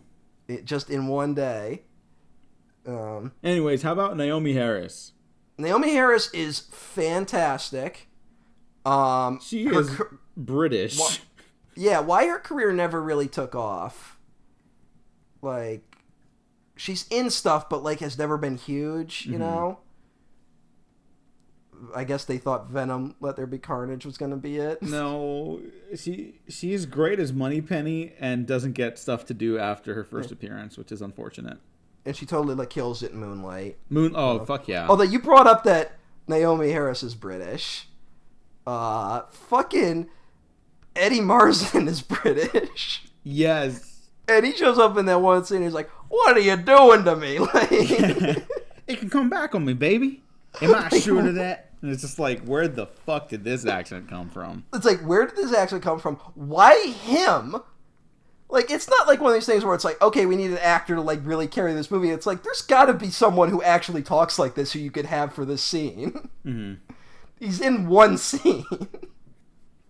It's like, now get Eddie Marsan. I love Eddie Marsan. I do too, and honestly, I love him in this. It's just like, why though? That's really all it comes down to. I like Eddie Marsan the person from what I could, conceivably know as an artist. Oh yeah. I'm talking about an actor. But when Benedict Wong was cast as Wong in the MCU, or no, after. I think it was like around the time of Infinity War. Eddie Marsan sent out a tweet, 20 years ago, I was friends with a bunch of struggling young actors. Benedict Wong was the best of all of us, but he was of Chinese descent, and it was so much harder for him because the parts weren't there. Now look at him, his own Marvel poster. I'm bursting with pride. And I thought that was really sweet. That's pretty cool. Good for him. Yeah. He's also just like fascinating whenever he pops up and stuff. I think he's great. He seems to he doesn't have a type either, you know? Like, he's not playing the same guy in every fucking movie. Yeah. Because he's like in this, and he's in the fucking World's End as like a goof. Yeah, and then Wrath of Man. He's in Atomic Blonde as just like the guy that like they can't like get killed. Oh yeah. Oh, he was Paul Wolfowitz in Vice. I forgot. He's good in that. I'm the Vice defender has logged on. I know. I'm sorry. It's all right. Have you seen it yet? No, I have I not. need to know if I'm insane or not. You might be. Like, I need you to check it out at some point. He's kind of becoming like a Guy Ritchie like mainstay too. Oh yeah, he did, The Gentleman, Wrath of Man, which is like maybe his best movie. And the new one, Operation Fortune, Ruse to It feels Cure. like he should have been in Rock and Rolla. He should have been. Actually, but I Rock guess and he Rolla is was still my favorite. He was Lestrade in the Sherlock Holmes movie. Oh yeah, and he's good. He's great in that. That's why that second one doesn't really work for me. Like Lestrade, like isn't in it. Like they cut out all the supporting characters for the second. Yeah, one. I don't like that, but I think Ritchie's direction is like really good in that. It's one. fun. Ritchie's a fun director. Like it's he lives and dies by his scripts though. Mm-hmm. Like if the script just isn't there, the movie's just not going to work. Which is why King Arthur's so fucking good. King Arthur's very bad. Okay. Anyways, okay, more cast Bad members. Movie. Elizabeth Yes, Rodriguez. I don't know if you know who that is. What was that? Who? Elizabeth Rodriguez? Yes. Yeah. She's great. She has not been in a lot of good things, unfortunately. Well, she was in Logan, right? Logan. She has a small part in that, but, you know, it's something. Yeah. Oh, she was on Orange Is the New Black. Maybe that like absorbed all her time. I think so. Oh, she was on the first season of Fear the Walking Dead, which means she died at some point. Yes. I did see that first season. Any good? I wouldn't recommend it. Didn't think so. No. Oh, I guess she's a recurring character on the Clone Wars cartoon. I forgot that. Oh, yeah. She's one of the Martez sisters, which people don't like those characters for some reason. I can't imagine why. But I thought they were fun. I like them. What is your deal, Star Wars fans? We know what it is. Fucking get it together, man. Yeah. Dominic Lombardozzi. He was an Entourage. I'm gonna try that again. Dominic Lombardozzi. There's a lot. There's one. You could say something a lot easier right now. Dominic. He was Herc on The Wire. Oh, that too. Who is like that character is like the banality of evil. Yeah. Where it's like Herc and Carver are like the two dumb like street cops at the start of the show, you know? And like by the end, like Carver's kind of becoming like, you know, the next like natural police, which, you know, a cab, but like that's the theme of that show. And then Herc is literally like informing for an evil lawyer. Like there's the whole arc of that show is those two characters. Kind of, yeah. But I always tell people like Bubbles. It's like the hopeful one though. Yeah, but Bubbles is like the heart. There's like a whole thing there. Yeah. Like, you know. But I think Herc and Carver are like the mission statement of that show, of like the two directions you can go, right? Because that's a show about natural police versus like the ladder climbers, right? Yeah. Like, and it's like the system inherently rewards the ladder climbers and punishes the natural police. And it's like, should just punish all police, guy. But but that's kind of like when people say like The Wire's about how nothing can change. I'm like, they're making a point there. Yeah. Like, they're not just saying. Yeah. Even if fucking David Simon is maybe not have the most like finger on the pulse in regards to actual policing and stuff like that. Like the show isn't saying that. Yeah. That's a very like libertarian. Or you know what? No, not even. That's like angry teenager. You don't know any shit about the world. Like, well, nothing changes, so why bother? That's not at all The Wire. I would even say that's not Miami Vice. Yeah. Even though we just talked about how like nothing really changes in the world of the show. You know. Well, no, I think it's more just an indictment of just how fucked our society is. Like, honestly, it's one of these things where like some people like I get why people do that. Like, people suck, nothing changes attitude, because it kind of like. it absolves us of any complicity in any of it, you know? Yeah. Because it's like, it's almost like it was always going to go this way. And the thing that drives me nuts about everything wrong right now, especially, is that it really didn't have to be this way. Like, none of this was a guarantee, you know? If it was, I wouldn't get that emotional about it. Like, no. If I really thought, like, nothing would change, nothing can change, and it's all inherently bad, I would be a lot more content, maybe, in my own life. Yeah, if I felt that way, I'd probably just kill myself, frankly. But I mean, isn't that Bane's whole thing? Like, Bane is in Dark Knight Rises? Yeah, Dark Knight Rises, like, he holds, like, hope out in front of them. Like, he understands that, like, if you leave someone with, like, that glimmer of hope, it's, like, the ultimate torture. Mm-hmm. Because, like, you're still stuck in that hole. But guess what? Batman got out of the hole. Yeah. So we can, too. You just have to lose the fear of death, I guess? I don't know. Oh, no, that's the message of that movie, a little bit. It's, like, maybe not as literal as that, but, like, you know, you can't allow yourself to be tied back. You know, you have to give into who you truly are and, like, help give people up around all you. Worldly possessions, billionaire Bruce Wayne. Also, Batman democratizes Batman after he loses everything because that's the right thing to do, and he couldn't see that when he had all the options in front of him. So he brings the cops back. Well, okay, look, I guess a little murky there, but a hero can be anybody. Even someone who gives a little boy a coat to let him know the world isn't ending. Yeah, the script for that one's a little talky. Bruce Wayne is Batman. Like, they needed to throw that in there, too. Like, God damn it, buddy. It's like we get the flashback to Batman Begins and everything, too. It's like, it should click. But... yeah, it should be like, whatever. Bruce Wayne is Batman. Oh, and Justin Theroux is also in Miami Vice, the writer of Iron Man 2. Isn't that so fucking weird? That he's in Iron Man 2? No, he's the writer of Iron Man 2. Oh, yeah. Yeah, but, like, that's one of those where, like, you know they didn't use a fucking word he wrote. No, like... he is sole credited on the screenplay. Yeah, but that means nothing in Hollywood. It means that most of it is probably hit. At least the David bones Koepp of it is the sole credited writer on the first Spider-Man movie. Oh, shit, that's true. And, like, I know for a fact they barely used the screenplay. So, like... They used a good portion of it, but also they, in classic David Koepp fashion, they took out the stuff that doesn't really work. Yeah, so they took out the David Koepp screenplay. they took out the Justin Theroux-isms of it all. Mm-hmm. I don't know what his isms are. Yeah, I don't have a finger on Justin Theroux, honestly. I don't either, but I like him as an actor. And I like The Leftovers quite a bit.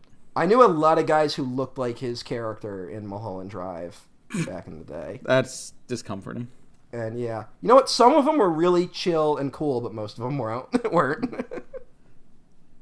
And the one character we have to bring up, Isabella, played by Gong Li, who is remarkable in this. Who did all her lines phonetically. Yep.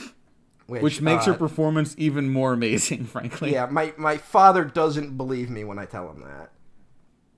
Like, I have to convince him every time I put the movie on. Because unfortunately, because I watch this movie so much, I also torture my family with this movie all the fucking time. No, that's fine. That's good. Gong Li's fantastic in this. Is Gong Li, like, kind of fucked up? I don't know. What do you mean? I think, like, I don't know. Like, there's a lot of... I have no way of getting into, like, the culture around Chinese cinema, you know? Mm-hmm. Like, I just feel out of depth. But, like, it feels like she's a controversial figure here and there in a lot of ways. Like, she renounced her Chinese citizenship for a few years, but, like, I think she's back now.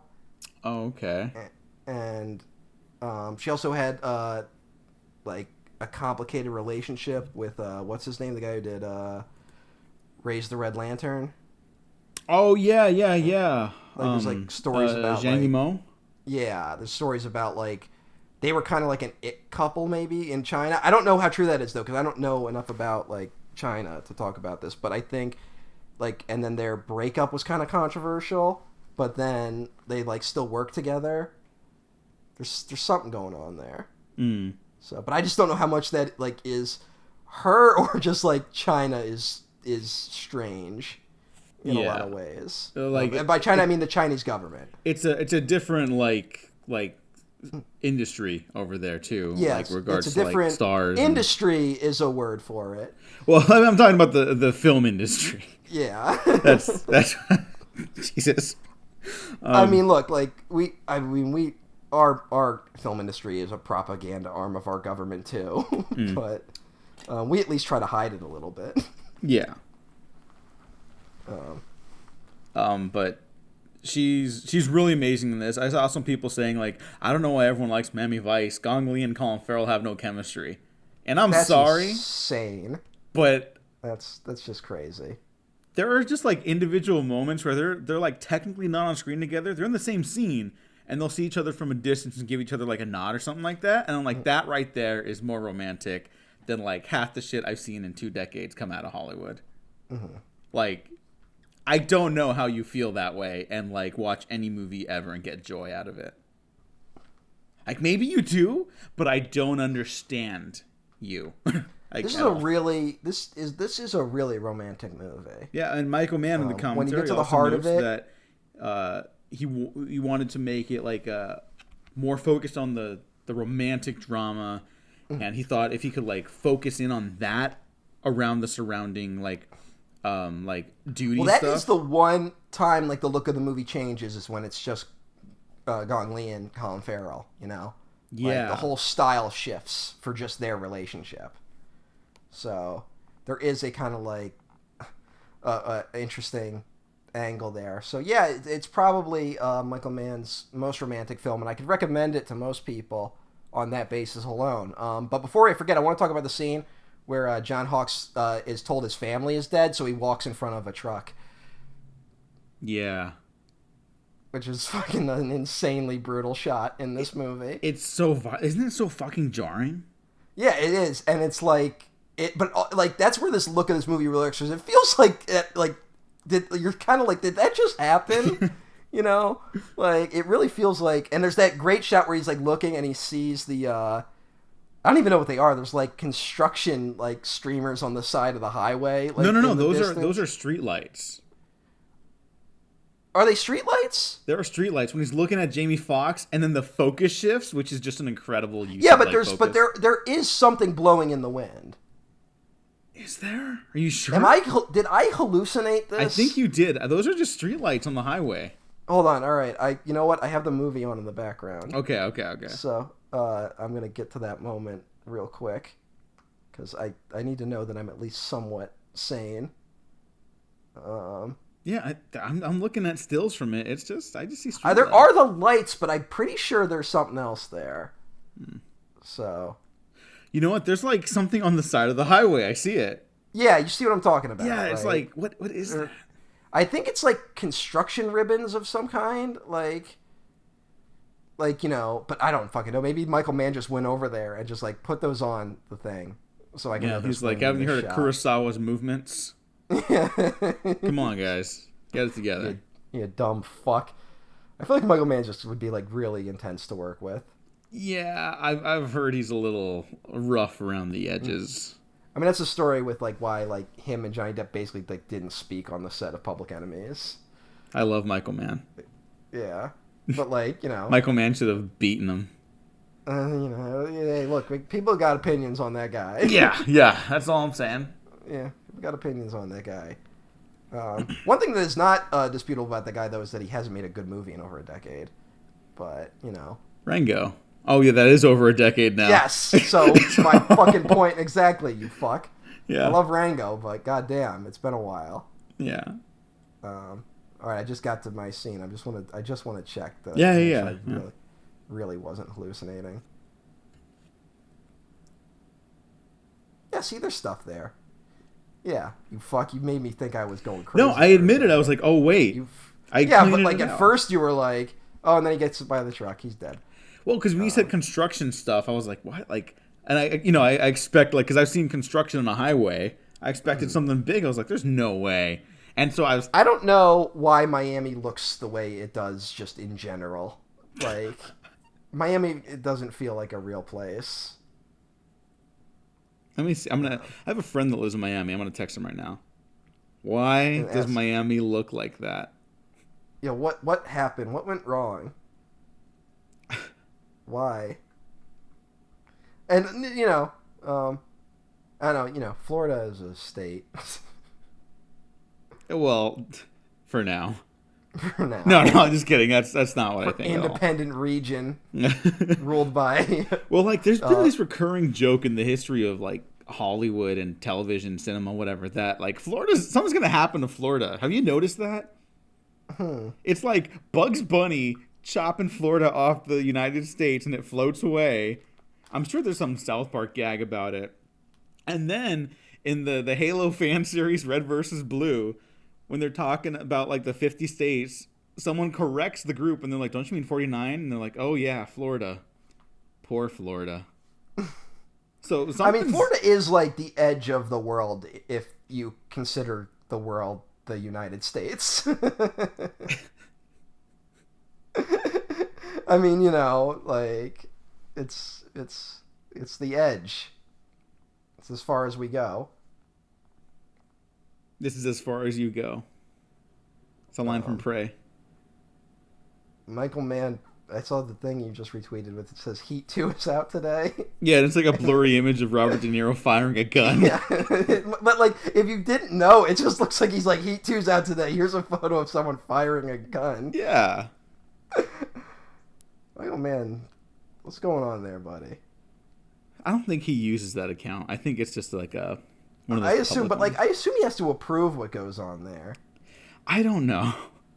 You never know. Maybe. Oh well, it looks like a still from the set someone got, and it's just like really fucking blurry because the gun's moving so fast, it's shaking the people around him too. Mm-hmm. Oh, it looks like the Treasury Department is going to turn over Trump's tax returns. They're gonna Capone him. It looks like they might. Hey, it's better than nothing. Yeah. Remember when people were like, actually, Trump paying no taxes makes him a smart businessman. And that was like the moment where like it really, really clicked that these people don't believe in anything. Yeah. Like, I kind of understood that, but like that was the moment where it was like beyond all shadow of a doubt that like these people don't believe in anything. Well, hey, speaking of like the banality of evil, like you mentioned with Herc from The Wire, John Ortiz has this moment when he's setting off the bomb, right? That nearly blows up Naomi Harris, and he just goes, he's working, he gets like the phone, blows something up, and then goes back to work. That's like really creepy. Yeah, it is. But that's also the fucking Black Hat hacker. Yeah. And where he's just like, he's got like the fucking cords like wrapped around him holding the keyboard. And he just walks over and like hits two buttons and it's like a nuclear reactor just melted down. Like, yeah. And so it's clearly like an image, like a sequence that Michael Mann's like fascinated by. Like how much control people have of the world around them and how little impact it has on them directly. Mm-hmm. Which is why, we've joked about, like, Comrade Michael Mann once in a while. But I think on some level he must understand, like, yeah, something about the world. He knows something. Yeah. I just, you just make sure we don't know too much about Michael Mann, I guess. Yeah, no. Let me just worship his art. Yeah. and I'll be okay. Yeah, he's going to be like, by the way, I think eugenics was actually a good idea. Whoa. Michael Mann out. Like, no. Like, that's the thing I'm dreading. Where, like, there's those guys, like, there's occasionally guys that are, like, super smart, and then, like, they believe, like, one really insane thing. And it's like, where did that come from? I don't know. Great movie. Yeah, great movie. I don't know if we have much more to say about it. The only other thing we could talk about is just like that, like we would just be going like, remember that scene? That was awesome. Yeah. Like that's what this would devolve into, really. Oh, okay. A couple more points and then basically we're done. Mm-hmm.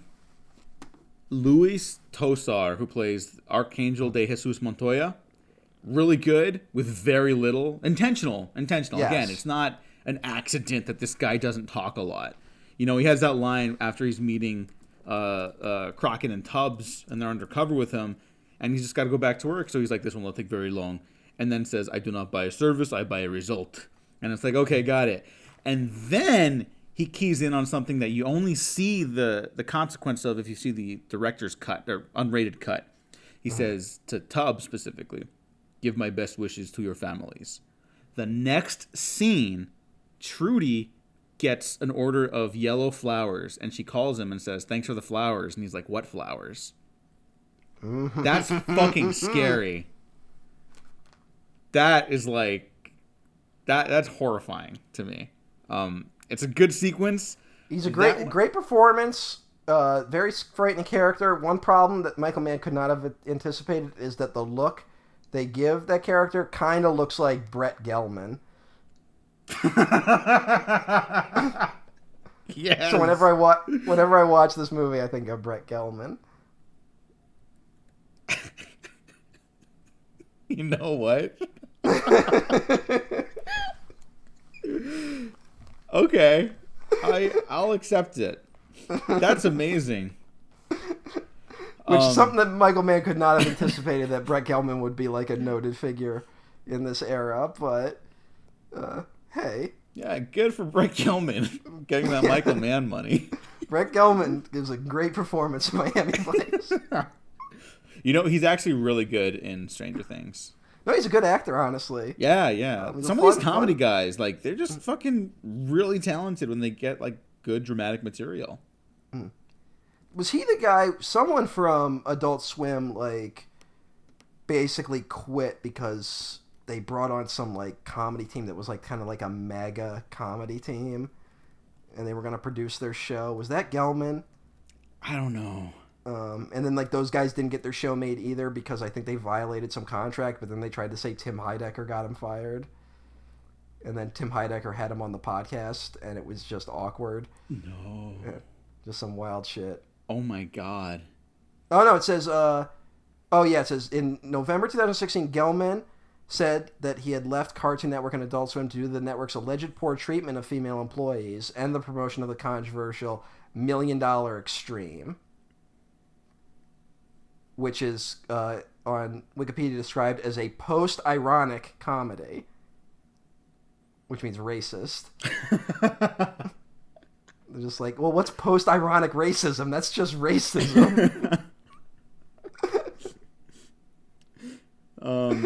Okay, so yeah, literally last things, and then we will really wrap up.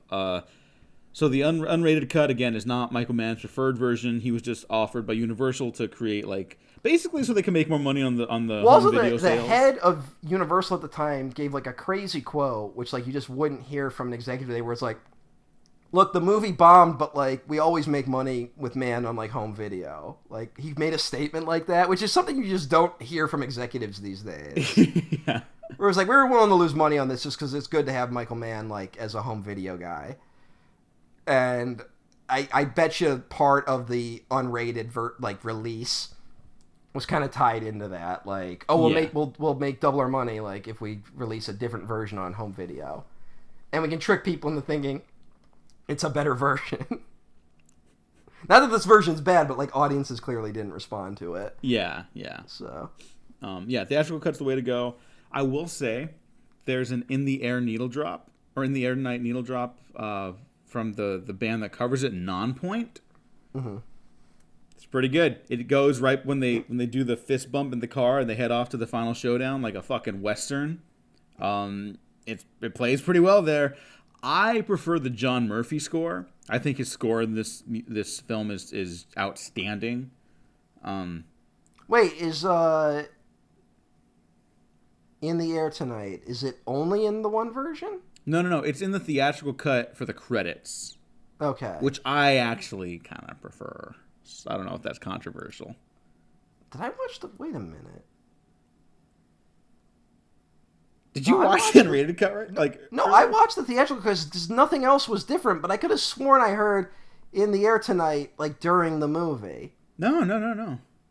It's just in the because spoilers. I put it on again last night and I didn't finish it, so I didn't even make it to the end credits because I was like 2 a.m. Yeah. But I could have sworn I heard In the Air Tonight.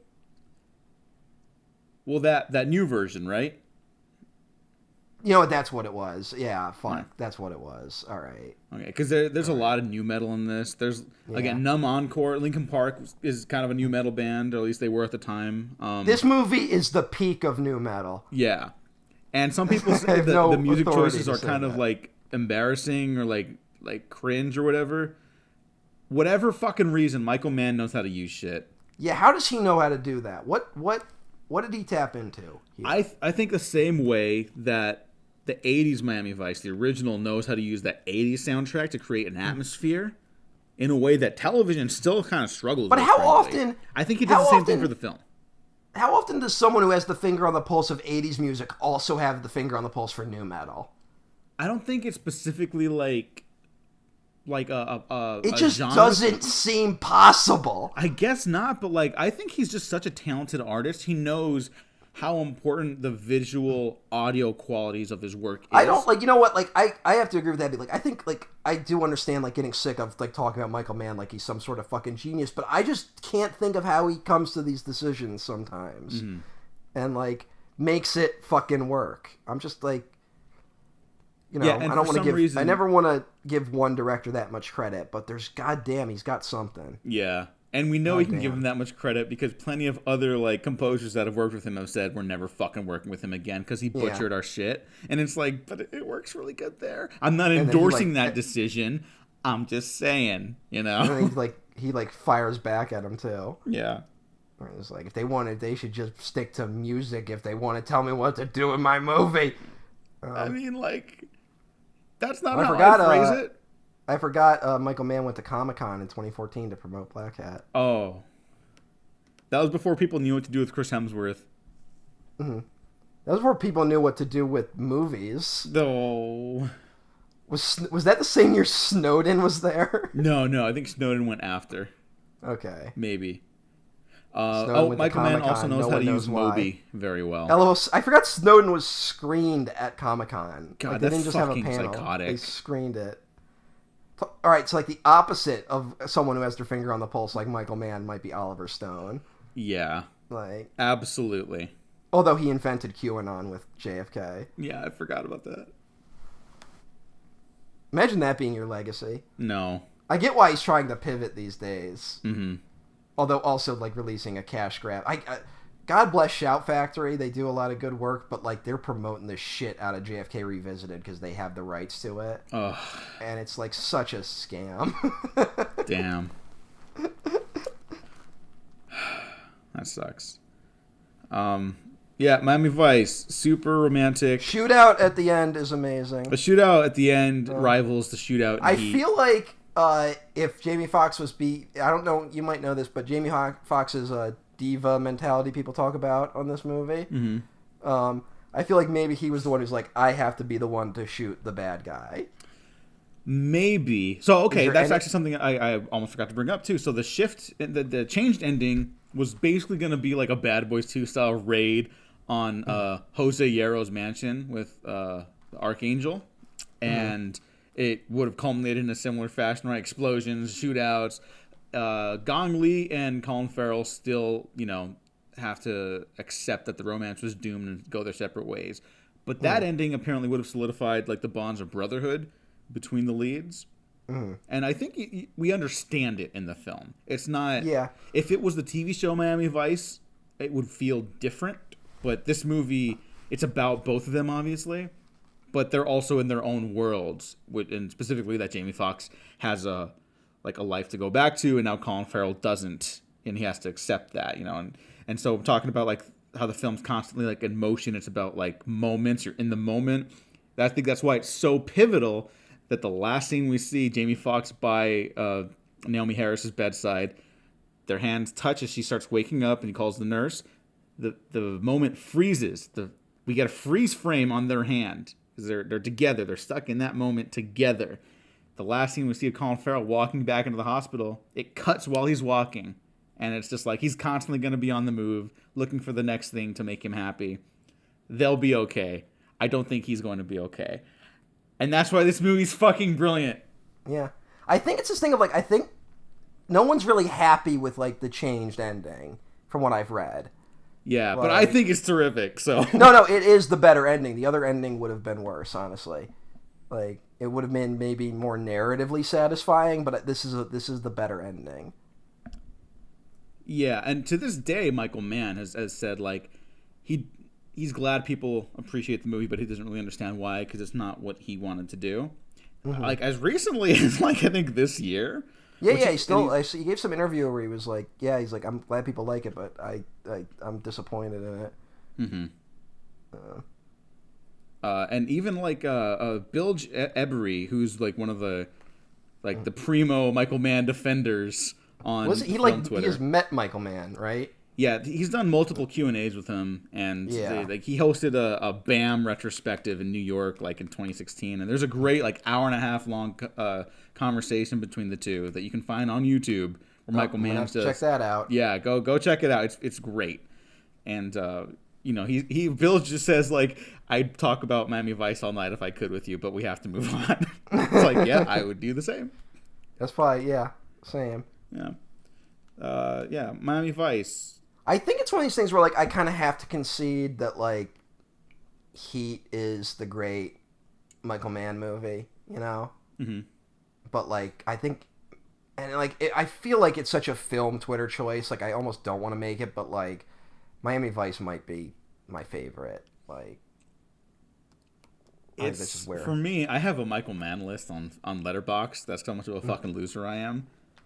For me, it's Manhunter. I think that's just going to be my number one. Like, it's too much of everything I'm looking for in a movie. Like, I think that's a perfectly calibrated, like, movie from top to bottom. Mm-hmm. And then Miami Vice. And then Heat. Those things might swap up once in a while. Although, it's kind of nuts that, like, I honestly think you could make an argument for Thief being his best movie. You could, and shout out to the late great James Caan, who basically I've come to realize maybe gives my favorite performance by a male actor ever in Thief. Mm-hmm. I think that genuinely might be my favorite performance. Yeah. Thief is worthy of that. So is Collateral, I would argue. Collateral, I'll say, has had the best... I think I talked about this, and I think you were the one who said you showed it to someone and it didn't work, but everyone I've shown Collateral to has liked it. Yes. So well, that person's fucking weird. I love them with all my heart, but they're fucking weird. So I have not missed with Collateral, so I can't imagine. Yeah, no, it will work for most people. Mm-hmm.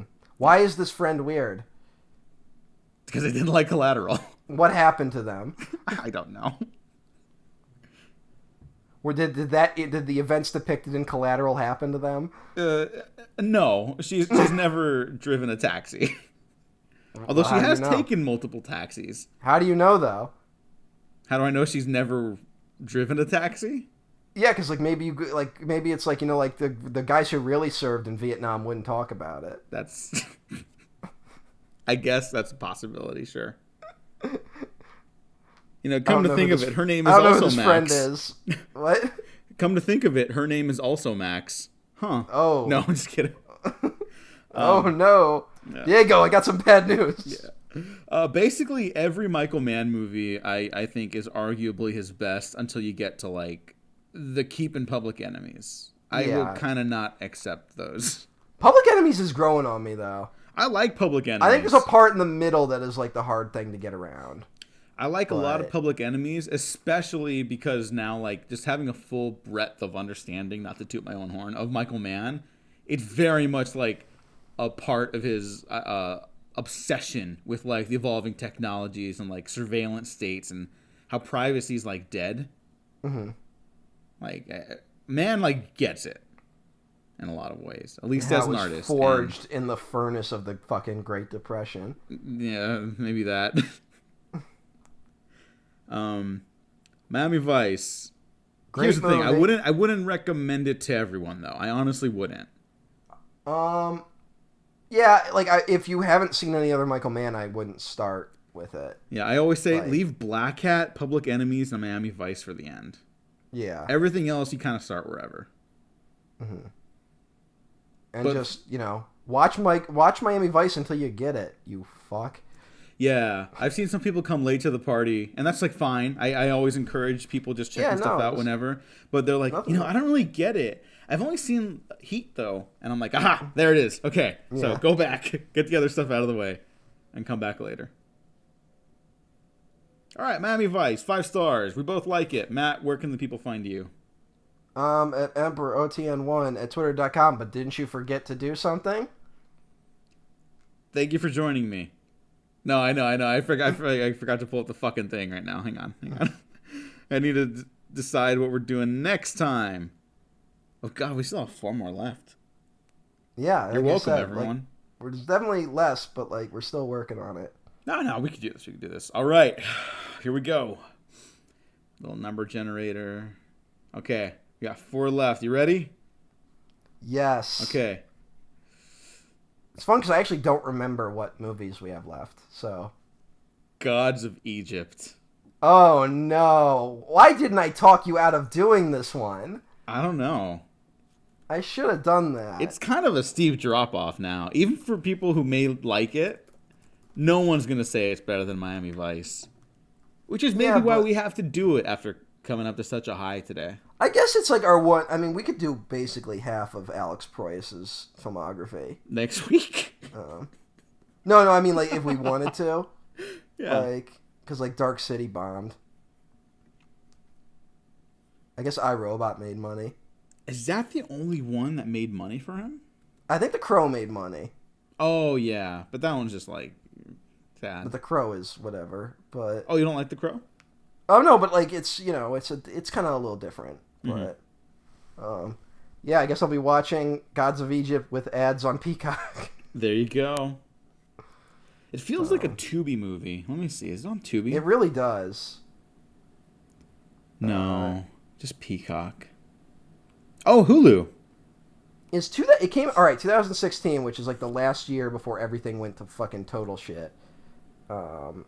Is a weird... There's a couple of movies that year it's the last year movies like that would ever get made. Yeah. And Gods of Egypt is one of them. Interesting. Oh, you cannot watch Gods of Egypt on Hulu. You have to have a premium cable account. Oh yeah, you have to have you have to have a deal with some fucking cable company somewhere. You fucking psychopaths. These fucking streamers and their fucking bullshit. Well, it's all collapsing. So yeah, let's check in on that Warner stock one more time. It's basically where it was when I last left it off, but it's dropped a full $1 today. So. Well, at least we're talking about Gods of Egypt next time. Yep, and hopefully next time the Warner Brothers Discovery stock will be even lower. Once it bottoms out, we'll give you investment 101. I saw the funniest comment I think I've ever seen that also really distressed me. On a video, kind of it was a joke video about Warner Brothers stock, and it was someone's it's a damn shame that they're making all these bad decisions, especially right after they dropped a banger of a game.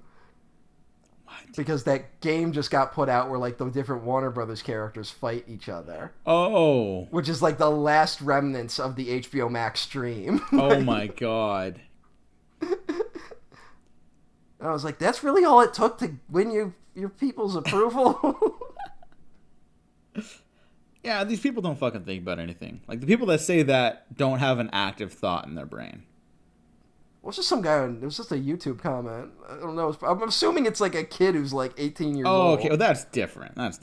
Yeah, I wasn't. Diego brought the judgment in there. Well, I didn't know it was a kid. I thought it was some guy.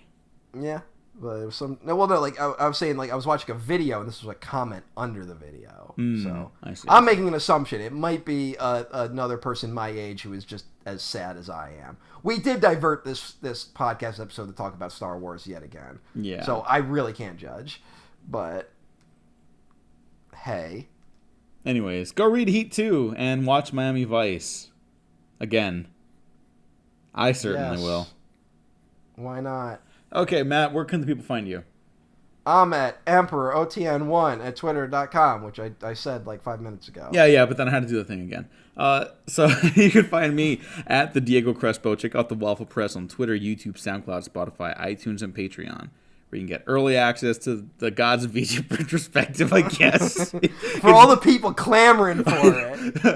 If you're for all interested the in people Miami who just Vice. like are dying. Also, I'm going to tell you right now, Diego. When you texted me and said we should do Gods of Egypt, and I was like, you know what? That actually does sound like a good idea. Let's do Gods of Egypt. And then it hit me later that I thought you were talking about Exodus, Gods and Kings. Oh. Which is the only reason why I said yes.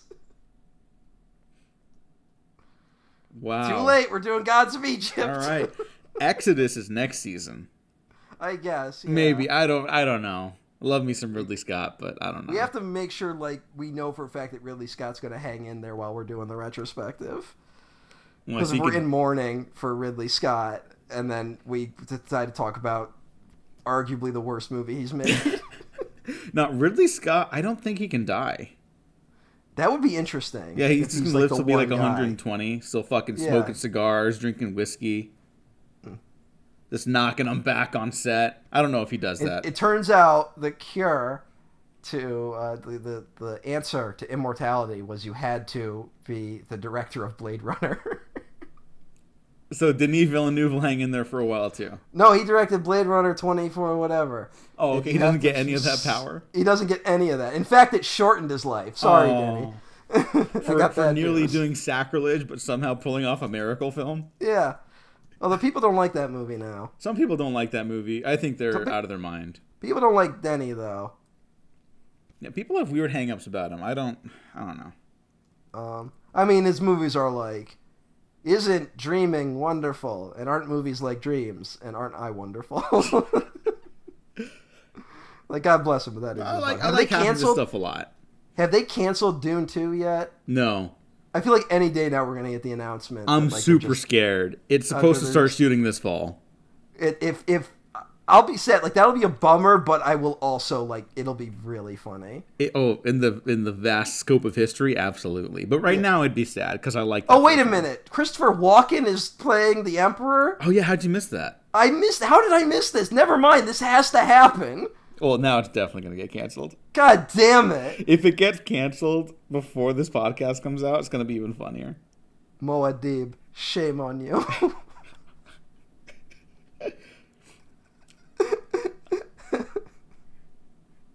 Yeah, that's going to be incredible. Oh, no. All right, Miami Vice. Thanks for Miami listening. Vice. Thanks for watching. Like and subscribe. If you didn't like this, like and subscribe anyways because you might find something you do like. And last note is after asking my friend why Miami looks like that, they replied, because the gays. Goodbye, is your everyone. friend homophobic? No.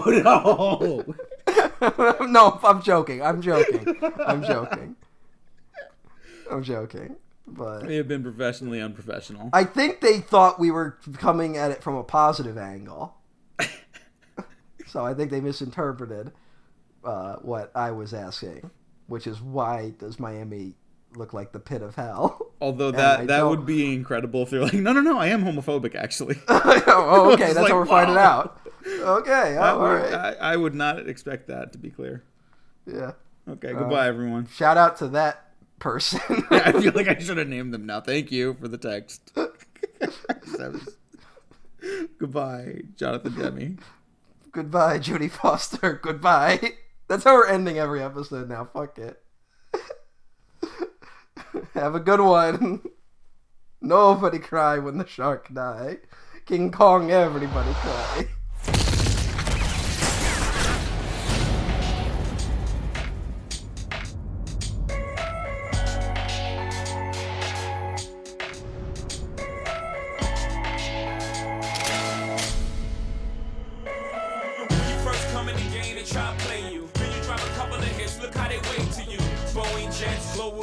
Out the country, but the blueberries still connect.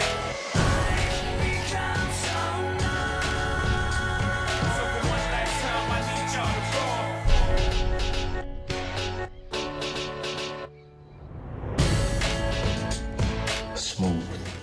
That's how we do it.